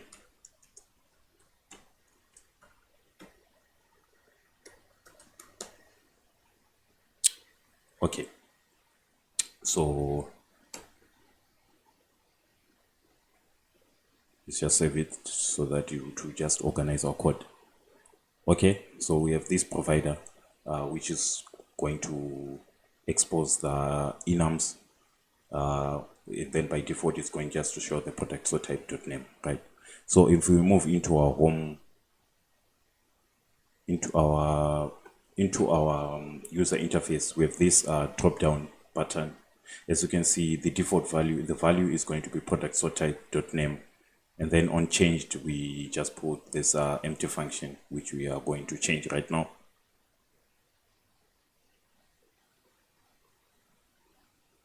So what we need to do is we need to change this value to watch our we need to change this value so that it watches our product sort type reference.watch. It's going to watch the product sort type provider.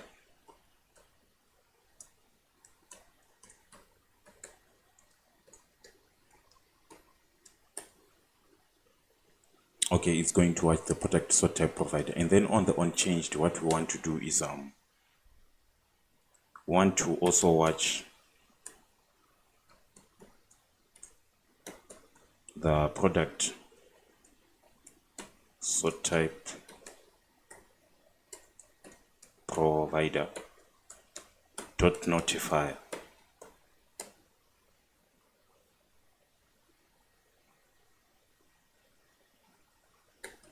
Dot state, which is equal to value. Okay, like this. So I'm just going to explain this.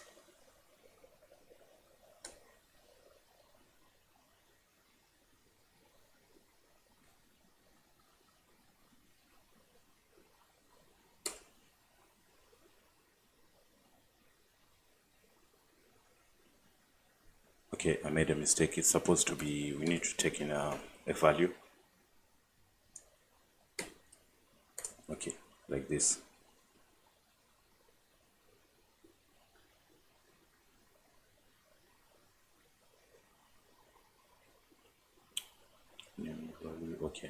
Okay, so what's happening here? What's happening here is that we have this value, and then what we are going to do is we are going to just monitor the product sort type dot notifier, the state of the product sort type. In this case, we are just going to monitor the state of the product sort type, and then we check if that product is equal to this value. So when it changes, let's say for example, if the user clicks on the price sort icon, it's going to check at the product sort type and then update the value, the state of that value, right? So as you can see here in our user interface, I've changed from stateless widget to consumer widget so that we'll be able to consume Riverpod providers, and also I've also put this widget reference inside our build function, right?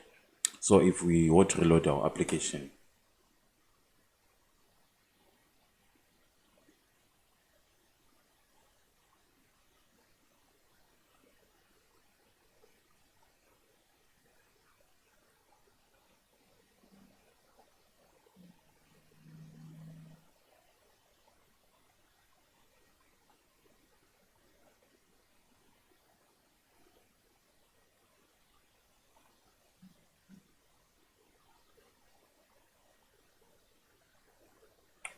so if we want to reload our application, and then let's try to sort our products, you can see that nothing is changing, right?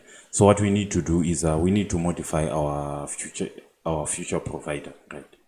Where we are getting our data from the future provider, so that it updates our UI. Okay, so what we need to do is we need to say that final sort type is equals to reference.watch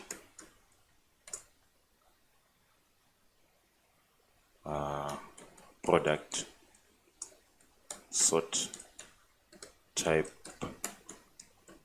provider. Okay, let's give it a semicolon and then let's import it.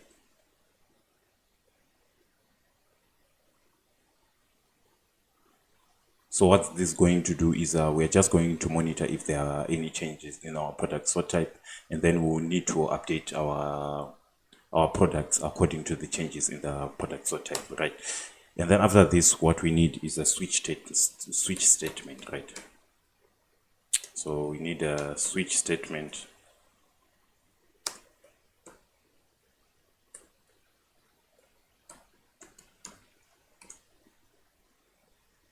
Switch statement, which is going to be a sort type.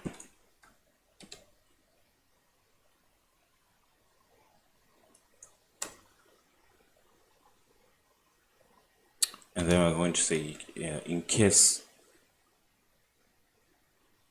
the product sort type dot name, in case it's product sort type dot name,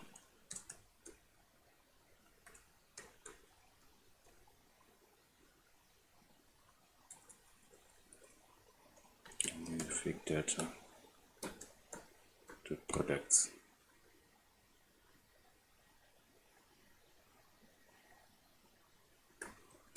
dot sort, and check AB. Then we are simply going to compare b dot name dot compare to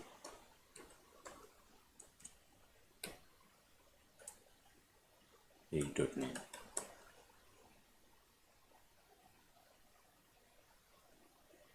And then if it's the case that it's a product sort type dot name, then we break the statement. Otherwise, we're going to say case product sort type dot price, and say fake data dot products dot sort B.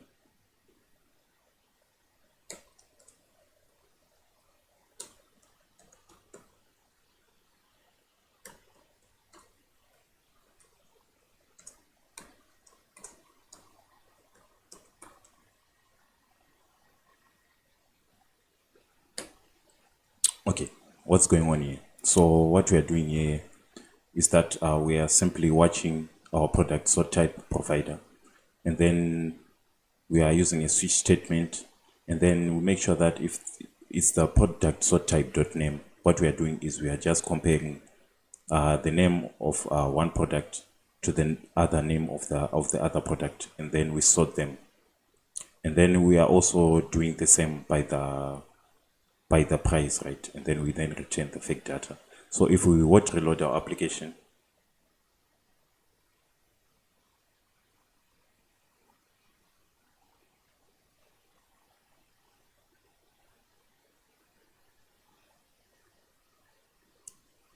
so now if I click the price,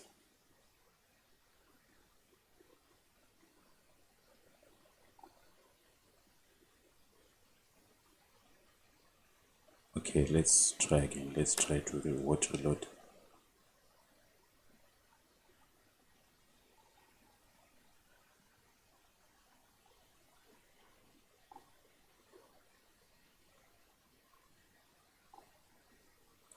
Okay, let's try to cancel and then rerun the application.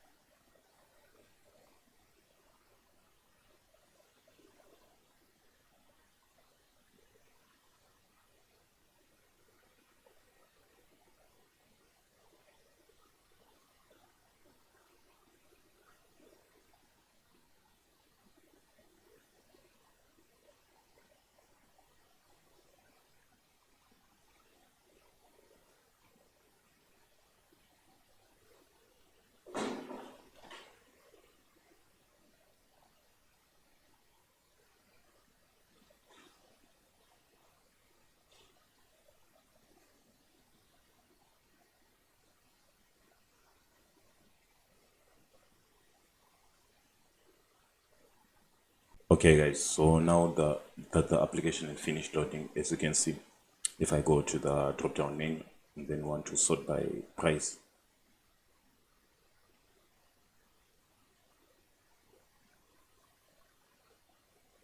you can see that our application is sorted by price. So let's just watch reload. Beans.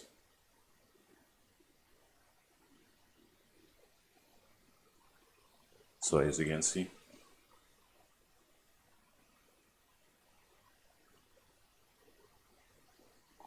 we can also sort it by name.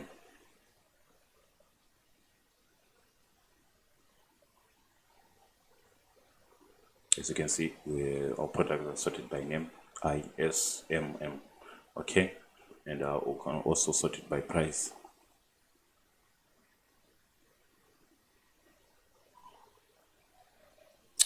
Okay, so I made a mistake on the price. It's supposed to be a.price, not name. It's supposed to be price, not name. Okay, so let's reload our application.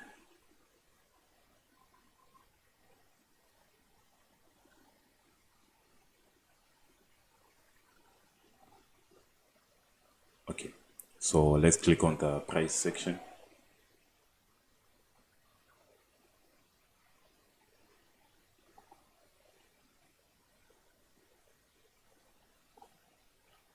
Okay, so we need to rerun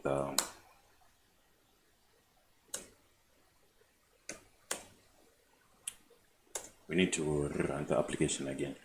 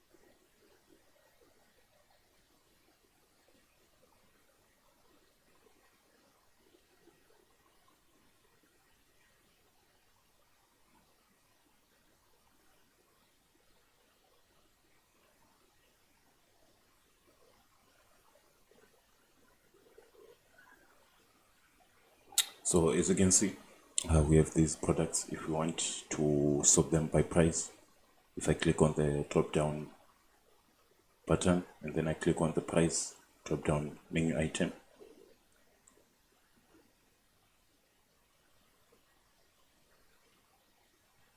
you can now see that our products are now sorted by price. And then we can also we can sort them by name, and we can see now our products are now sorted by name. Okay, so that was it guys on state provider, filtering and sorting. If you found this video useful, please make sure you subscribe, share the video. Cheers.